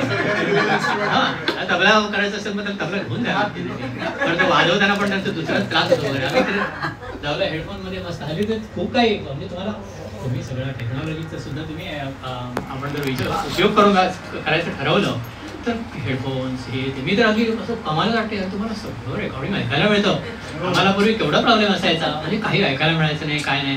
म्हणजे मला आठवतं मिरवांचं रेकॉर्डिंग मला आचार्य सर घेऊन जायचे, चल ऐकतो मी त्या आचार्य सर मला परत मारवा ऐकायचं, मला परत शुद्ध कल्याण ऐकायचं, मला अमुक माणसाचं ऐकायचं आहे, मग चल माझ्याकडे ऐकायचं बघ वाटत बघ तुझी चल, मग ते तिथे जायला लागायचं, ते लावायला लागायचं. आता नुसतं क्लिक केलं की आता ते का होतं का होत नाही हा वेगळा विषय, तो नंतर करतो. आणखी कोणाला काही विचारायचे प्रश्न नवीन मुलांना तुम्हाला काही सरांना विचारायचं, अशी संधी सारखी मिळत नाही त्या मोठ्या लोकांशी डायरेक्ट संवाद साधण्याची. प्रश्न विचारण्यासाठी सर परफॉर्म करायला जास्त आवडतं की शिकवायला जास्त आवडतं? काय रे शिकवायला मला परफॉर्म करायला जास्त आवडतं का शिकवायला मला जास्त? दोन्ही आवडतं. परफॉर्मरला परफॉर्मन्स आवडतोच प्रश्न, कारण त्याची एक मजा वेगळी असते. प्रत्येक गोष्टीची मजा वेगळी असते. म्हणजे तुम्ही विचारला प्रश्न खूप महत्त्वाचा आहे. मला शिकवायला आवडतं, मला खूप आवड. मला अजिबात कोणाला काही येत नाही तर जास्त शिकवायला हा रिअली म्हणजे याच्यात अतिशयोक्ती नाही हा अजिबात. म्हणजे मला आश्चर्य वाटेल की मला दोन तासांनी लक्षात येतो अरे मी काय मेहनत करतो ह्या माणसासाठी, तर काहीच येत नाहीये, येत नाही कसं ते बघूया असं करून मला वाटतं चॅलेंज सिद्धेश पण तसंच आहे, सिद्धेश पण तसं आहे, म्हणून हे श्रेष्ठ गुरु आहेत असं खरंच आहे 100%. अतिशय आवश्यक. तुम्हाला तयार असलेल्या माणसाला कोणी तयार करेल ना.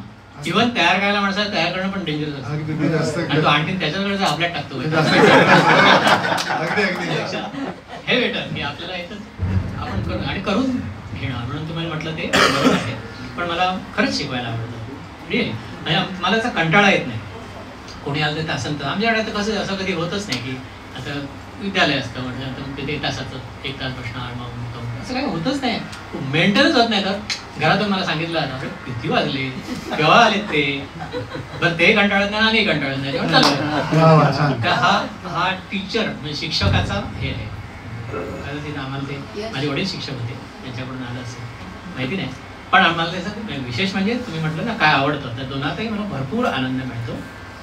पण शिकवण्यात जास्त. छान प्रश्न विचारला. छान प्रश्न. आणखी कोणाला काही? लाईट म्युझिक आणि क्लासिकल शास्त्रीय संगीत यात आपण ध्यान गायकी घेतली ती आणि उपशास्त्रीय संगीत आणि त्याच्यानंतर सुगम संगीत किंवा लाईट. ह्याच्यामध्ये गायक म्हणून तुम्हाला तबला कसा अपेक्षित असतो किंवा काय असतो? तो गायकीप्रमाणे माझ्या गायकीप्रमाणे तुम्ही मला विचाराल तर मला सगळं विलंबित जाऊ आपण विलंबित मध्ये गेलो तो ठीक आहे संत ठेवाय तो सुद्धा ठीक गाणं समजून म्हणजे ह्याच्यामध्ये शब्द नाही तुम्ही लयीचा उपयोग स्वरांच्या आविष्कारासाठी करता. आता म्हणे हा मुगडा असेल तर तो तुला कसा आला पाहिजे असा गेला पाहिजे. आता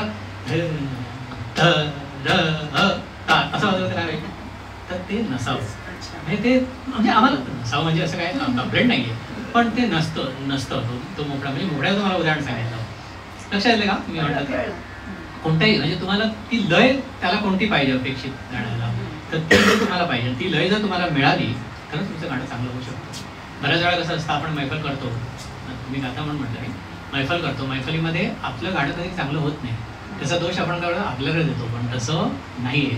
कारण एक तर कंपनीचा मोठा भाग त्याच्यामध्ये आहे आणि हे कुठे आहे परिपूर्ण जी कला असते म्हणजे आपण आर्टवर्क असतं आपलं म्हणजे मला माझा मारवा परफेक्ट मांडायचा आहे म्हटल्यानंतर मला माझं एक टीमवर्क आहे ते त्यांनी बरोबर वाजवलं तरच मग तो लयबार दहार पाहिजे.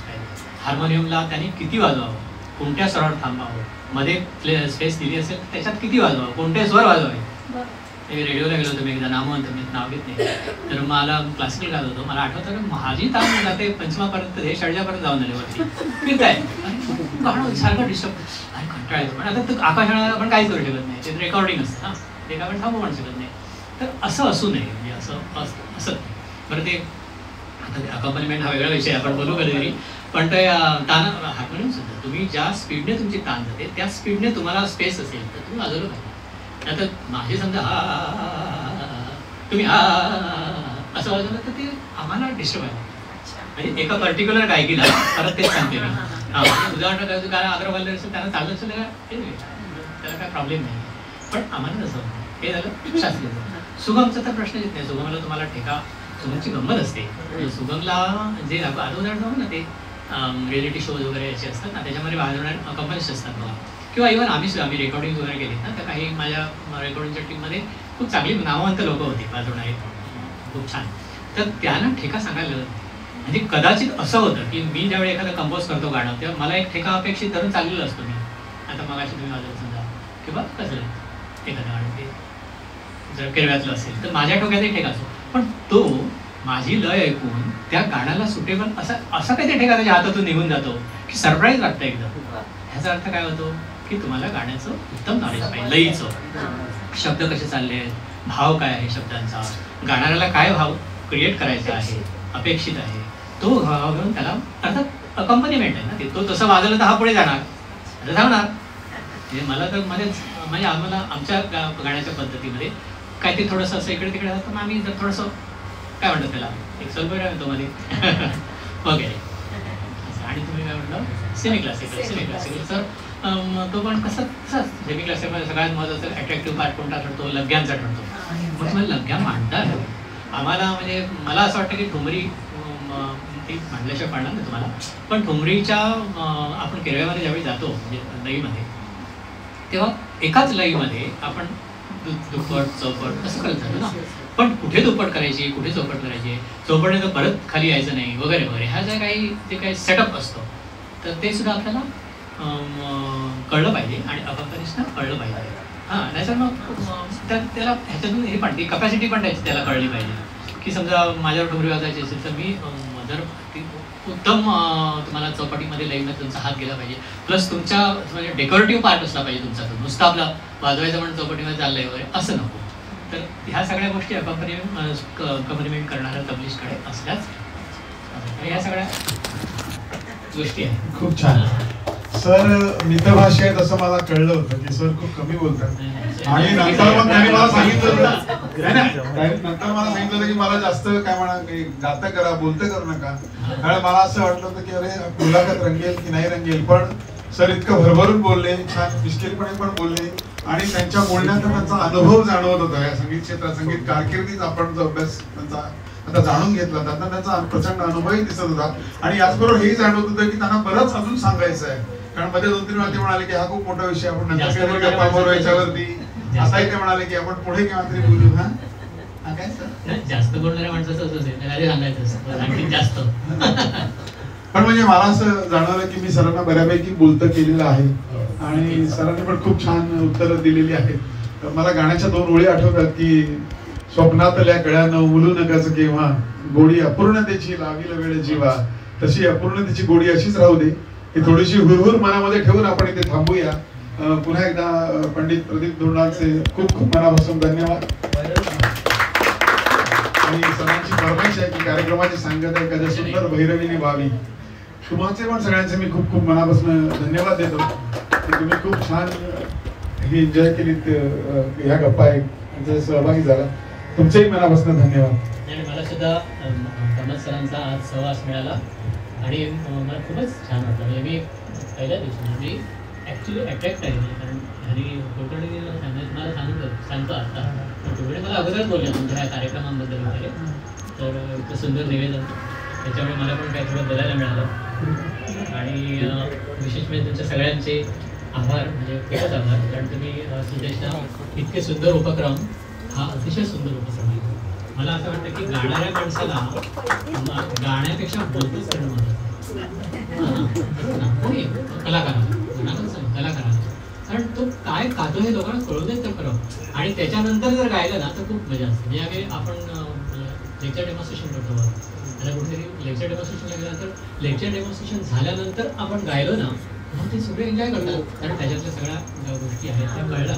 नुसतं असं आपण गाणं हे कळत पण नाही. ते कळतं म्हणजे काही ठराविक कॅटेगरीच्या लोकांना कळतं. म्हणजे तुम्हाला तुमचं नॉलेज वाढलेलं असेल, तुमचा तबला असेल समजा सोलो तुम्ही वाजवता, पण तो आमच्यापेक्षा जो उत्तम त्याला नॉलेज आलेलं आहे त्या लोकांना लगेच कळेल, अधिक कळेल. असं ते ते दर्शन तुमचं मोठं काम चाललं आहे. आणि सगळ्यांना त्याबद्दल आणि मला तिथे बोलवल्याबद्दल धन्यवाद.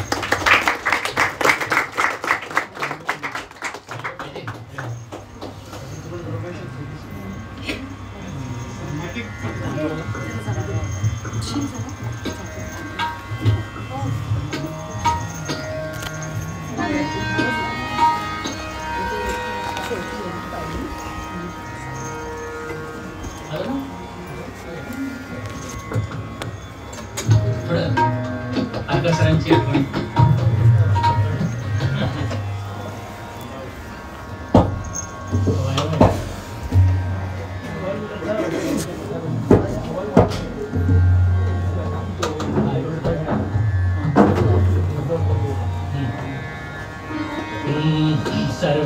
सर्वात्मका सर्वेश्वरा सर्वात्मका सर्वेश्वरा सर्वात्मका सर्वेश्वरा सर्वात्मका सर्वेश्वरा गंगाधरा शिवसुंदरा गंगाधरा शिवसुंदरा गंगाधरा शिवसुंदरा जय जय जगी जगते जय जय जगी जय जय जगी जय जय जगी जगते दया माझे म्हणा करुणा करा माझे म्हणा करुणा करा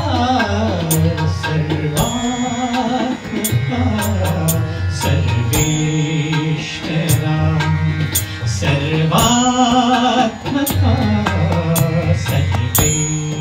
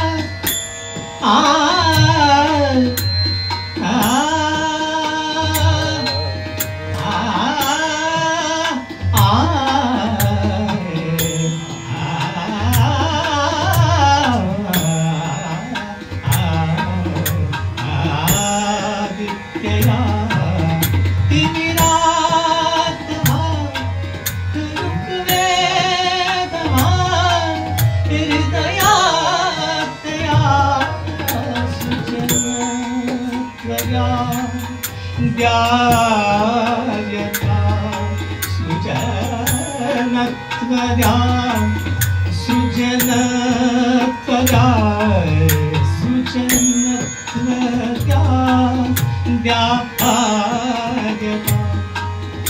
अनुदारिता दुरिता हरा सर्वात्मका सर्वेश्वरा सर्वात्मका सर्वेश्वरा सर्वेश्वरा सर्वेश्वरा